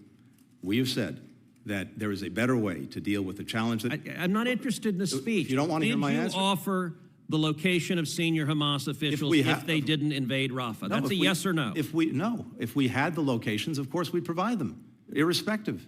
So this statement, you're saying the Post got it totally wrong, it is utterly false, and anyone who said to the contrary was lying and perjuring themselves if they were under oath. That statement is incorrect. We have done and will continue to do everything we can to, if we can do it, develop the information and share the information. I wish we had it. Does the administration have intelligence on the locations of Hamas officials that you have not shared with Israel? No. Does the administration have the locations of Hamas terror tunnels that you have not shared with Israel? No. Okay, so then your position is that this story is an utter and complete lie. As you've read it to me, Senator, it's not. It is not accurate. And we're not interested in playing word games. I've asked you very directly. I have not. So you're saying there's not a single Hamas leader that you know about that you or the administration has offered will tell you where they are if you don't invade That is correct. Rafah. What have you offered them not to invade Rafah? We've offered them nothing not to invade Rafah except a plan to deal more effectively with Rafah. Okay, so your testimony under oath is you've offered them nothing not to invade Rafah. I find that very hard to believe, but I just want to understand what your testimony is. I'll be very clear. We have told them, we've been engaged in a long conversation with them about the most effective way to deal with the problem we agree must be dealt with. They are quite aware you disagree with their plan to kill the Hamas terrorists because you and the president have vocally said it. And to be clear, your State Department on the morning of October 7th sent out a tweet telling Israel not to engage in military retaliation. I called you out at 3 in the morning and you deleted that tweet. The next day, you personally on October 8th sent a tweet saying you had spoken with the Turkish foreign minister and Israel should not retaliate. From the very beginning, the Biden administration has consistently at every stage told Israel, and by the way, when I called your tweet out, you deleted it again. At every stage, you have been telling Israel, do not kill the terrorists, and that has been from day one. Senator, I was in Israel 5 days after October 7th. I've been there 7 times since. No one, starting with President Biden, has done more to make sure they have what they need to defend themselves from Hamas, to deal with the threat that Hamas poses. With all due respect, that is ludicrous. That is ludicrous. Why have you cut off weapons to Israel then? We have not cut off weapons to Israel. In fact, as you know well, starting many years ago, President Biden was at the heart of the MOU that led to Israel having a 10-year guaranteed supply of assistance. When you became Secretary of State, how much oil was Iran selling a day? I'll have to come back to you on any numbers. I don't have the numbers. You don't know. It doesn't surprise me you don't know. It was about 300,000. How much oil is Iran selling today? We've applied sanctions against more than 200 entities that are engaged in petrochemicals. How much oil? You can tell me. I'm sure. Don't filibuster. You know. I'm not filibustering. How much oil are they selling today? Do you know? You tell me. Apparently you don't know. So you don't know how much they were selling. It was 300,000. Today they're selling about 2 million barrels a day. Let me ask you. And given the sanctions, given the export controls, given the other controls we put on, the cost of doing that, the evasion that they have to engage in, which we're trying to cut They've off, made about $80 billion. Let me ask you another question. I'm running out of time, so I'm not interested in speeches. Let me ask you this. How many Ghost Fleet ships did Iran have in November 2020? We have sanctioned more than 200 It's a question. of those. I'm not. How many did they have? The total number, I can't tell you what it had in 2021. I'll come back to you with that, but we had... The number was about 70. Yeah, how many do they have today? We blocked about 50 of them. Okay, let's see how effective you are. How many do they have today? As I said, we blocked about 50 of How them. many do they have today? You tell me, I'm sure you... They have about over 400. Look, this administration desperately wants a new Iran deal. You have been showering cash on Iran from day one. And understand, the $6 billion you were asked about is the tip of the iceberg. By refusing to enforce oil sanctions, we have seen Iran's oil sales go from 300,000 barrels a day when you got into office to over 2 million barrels a day today. That's $80 billion. 90% of Hamas's funding comes from Iran in a very real sense. This administration, you and President Biden, funded the October 7th attacks by flowing $100 billion to a homicidal, genocidal regime that funded those attacks. That statement is profoundly wrong. Why? I'm not even going to humor it. I think it's a disgraceful statement. Why? We have gone at Iran repeatedly with more than 600 sanctions applied against different persons. Then why are they entities, selling 2 million barrels a 200. day as compared to 300,000? They are working hard to do what they can to get around the sanctions. So just the prior administration had tools you didn't have, they were more effective, or maybe they just weren't desperate to cut a deal with Iran. And we continue every single day to go at them. You are refusing to address the facts. I'm not. Then why are they selling 2 million barrels a day? Because they're determined to try to do that. We're determined to cut them off. They weren't determined when Trump was president? They were determined, and of course, unfortunately, we also had their nuclear program in a box. No fissile material being produced. Okay, you're not answering the question. You're filibustering another topic. Senator Cruz, you get the last word. You get the last word. You funded our enemies and you undermine our friends, and the world is much, much more dangerous as a result, and Americans are at greater jeopardy because of it. In fact, we brought more countries together. We have stronger allies, stronger partnerships, stronger engagement from countries around the world to deal with a very dangerous world than we had. We were alone, we aren't anymore, and America is leading those efforts. Remember the Abraham Accords? I do. Let me just break you two apart for a second, if I might. Secretary Blinken, thank you very much for your patience with our committee. I want to complete this hearing where I started, and that is a thank you to you for restoring America's global leadership and President Biden. What you've done to strengthen the transatlantic partnership is incredible. I saw that firsthand at the Munich Security Conference as our allies recognized the importance of the Biden administration and our Secretary of State in restoring confidence that America's word meant something, where it was unclear 4 years prior to that. That was indispensable in our campaign to help Ukraine defend its sovereignty. That transatlantic partnership that was restored by the Biden administration was absolutely essential. The leadership globally goes well beyond just the transatlantic partnership. I was pleased to represent the United States at COP28, saw what happened when I was in Bonn, Germany, when President Trump withdrew America's participation in the climate summits and talks. America's leadership made a huge difference in a very positive commitment to deal with the threat against our globe on climate. And I applaud the Biden administration and the State Department for the work that it did in making that conference so successful. And let me just talk a moment about Iran. Iran's threat is real, but the way that the Biden administration and you have answered that by, after the attack on October 7th, showing America's strength in the region to prevent an escalation of the conflict that I think we all thought was going to happen any day. That was extraordinary leadership. And as you pointed out in this hearing, and I just really want to underscore that, your challenges to contain Iran was made so much more difficult by the withdrawal from the nuclear agreement, where we lost our eyes on the ground to see what was going on in Iran and limits on Iranian enrichment. So while Iranian was in compliance with the agreement, all that made the challenges so much more severe.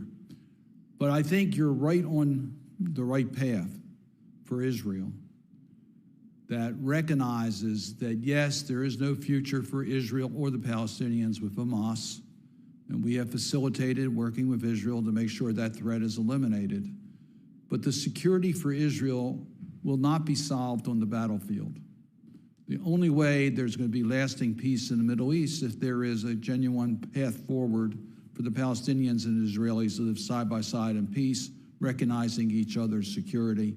And that means moving forward with normalization so that we can get the normalization of the countries in the region. And by the way, you showed, as you pointed out in April, that the security against the Iranian threat can be much more effective with the partnerships in the region working with Israel than just a military response to Iranian terrorist-supported actions.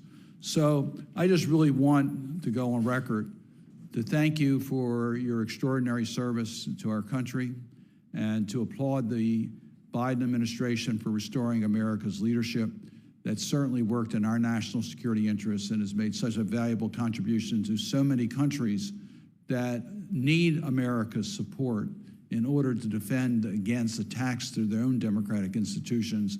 And your service has made a huge difference in that regard. Mr. Chairman, can I just say, first of all, I'm grateful for those words, but as might be said, right back at you.